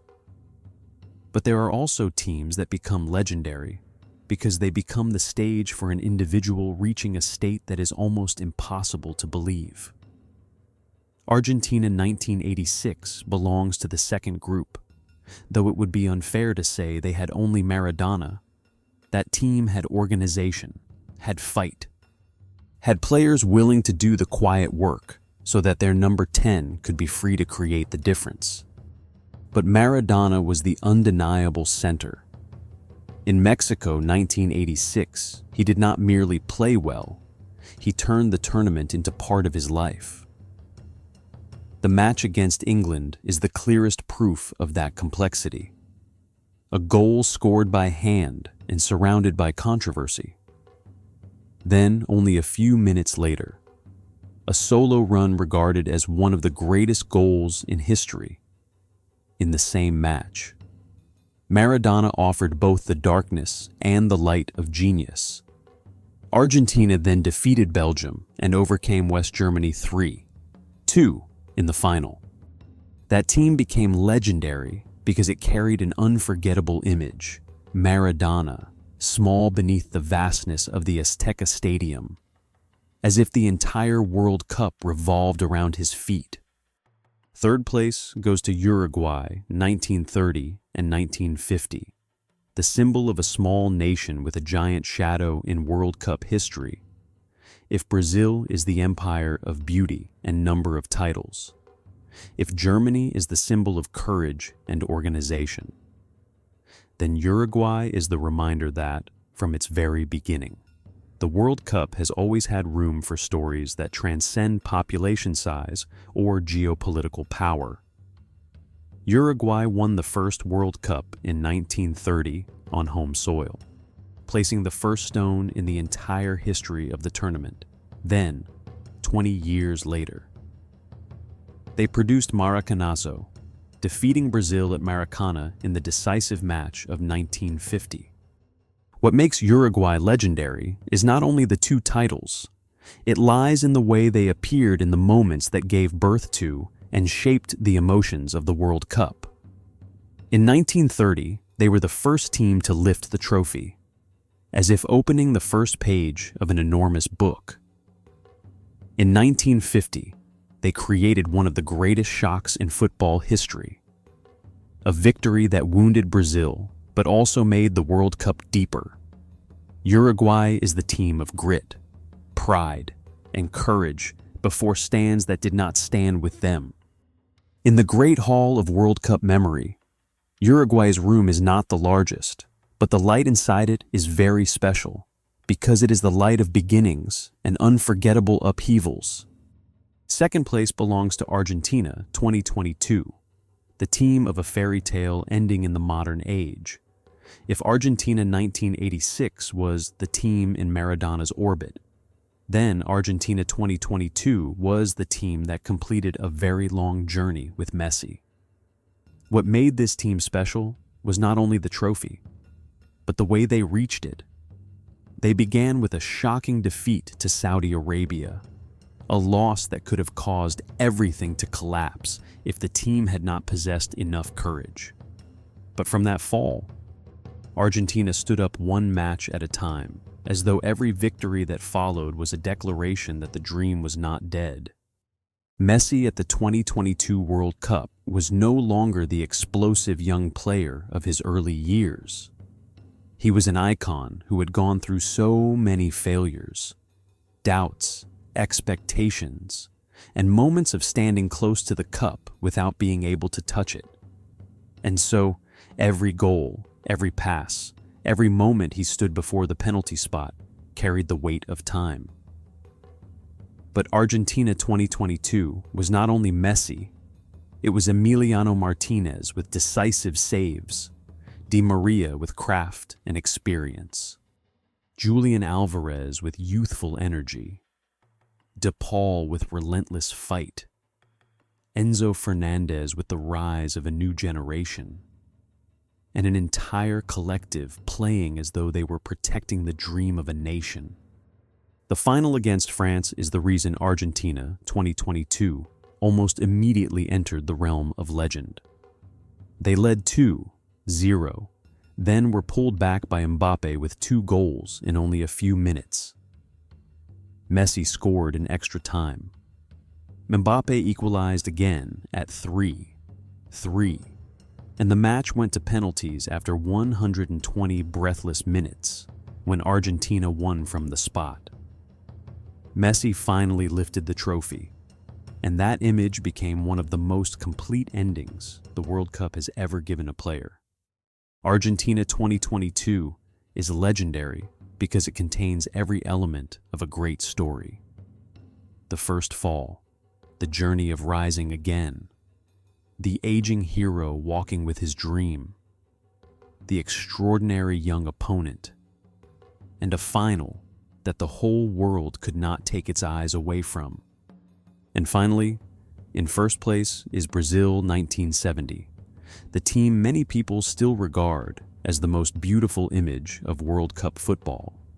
We may debate whether another team was stronger, more modern, more compact, or filled with more stars suited to its era.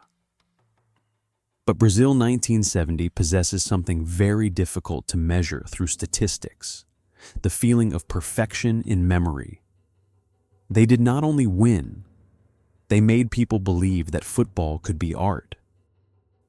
Brazil 1970 was Pelé in his mature stage, Jairzinho scoring in every match, Tostão intelligent, Rivellino powerful and technical, Gerson calm, Clodoaldo graceful, and Carlos Alberto surging from defense like an arrow. They were a team with many brilliant individuals, yet they did not fracture under the ego of each player.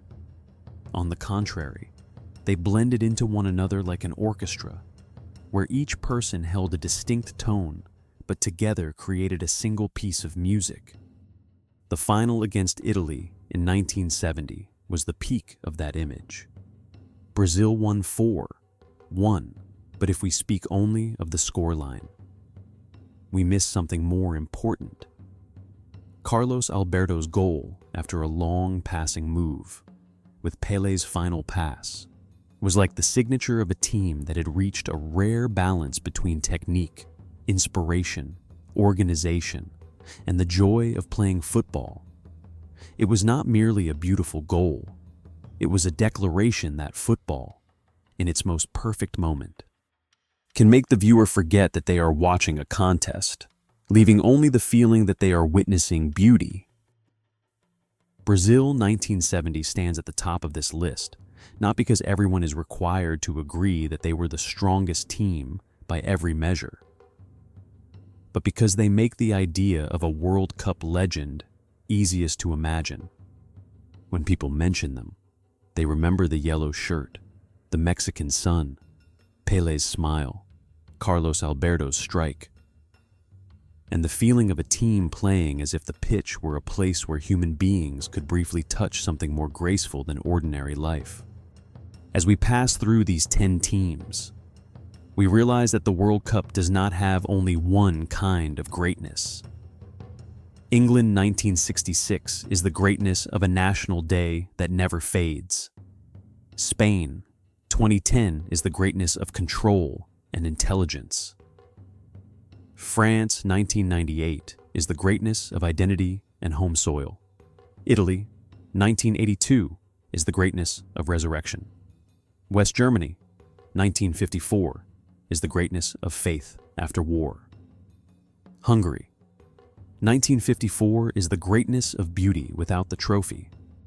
Argentina 1986 is the greatness of individual genius within a collective that knew how to fight.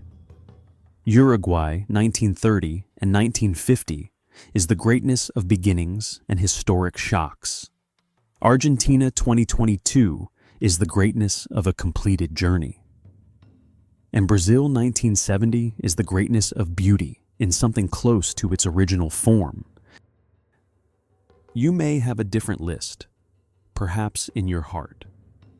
Brazil 2002 deserves to enter the top 10 because of Ronaldo and his journey of resurrection. Perhaps you would place Germany 2014 here because of the perfection of modern organization. Perhaps France 2018, Netherlands 1974, Brazil 1982, Croatia 2018, or Italy 2006 also holds a place of its own in your memory. And that is precisely what makes the World Cup more beautiful than any ranking. It does not have only one truth. It has so many memories, so many generations, so many hearts that have once beaten faster for a shirt. The World Cup is where national teams become memories, where a nation can see itself in a shirt, where defeat can sometimes be as immortal as victory, where a ball rolls across the grass, carrying with it history, pride, tears, songs, and the dreams of billions of human beings. And perhaps that is why, after nearly a century, the World Cup still makes the world return, not only to ask who will win, but to wait and see which team, in one brief month, will step out of the pitch and enter that part of football memory that never sleeps.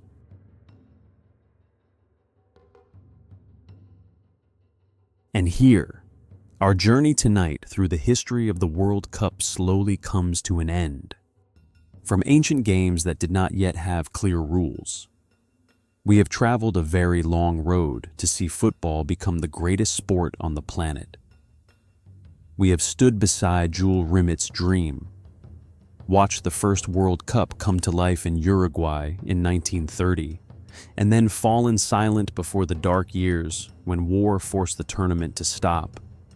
We have heard the heavy silence of Maracana in 1950, witnessed the miracle of Bern in 1954, watched Pelé's Brazil turn the football pitch into art, and then stepped into the age of television, where Maradona, Paolo Rossi, Total Football Netherlands, Zidane, Ronaldo, Iniesta, Mbappé, and Messi each left behind footprints that could never be erased. But perhaps, after all the trophies, all the goals, and all the finals, what remains most deeply is not only the question of which national team was the greatest. It is something far more human, the feeling that millions of strangers can hold their breath together, hope together, and erupt together, all because a ball is rolling across the pitch. If you have stayed with this journey until the very final minute, thank you so much. Let me know in the comments, in your opinion, which is the most legendary national team in World Cup history? Brazil 1970, Argentina 1986, Spain 2010, Argentina 2022, or another team you will never forget. If you enjoy historical stories told slowly before sleep, please subscribe to the channel and follow the fan page so you will not miss the next journeys. And for now, I wish you a truly peaceful night.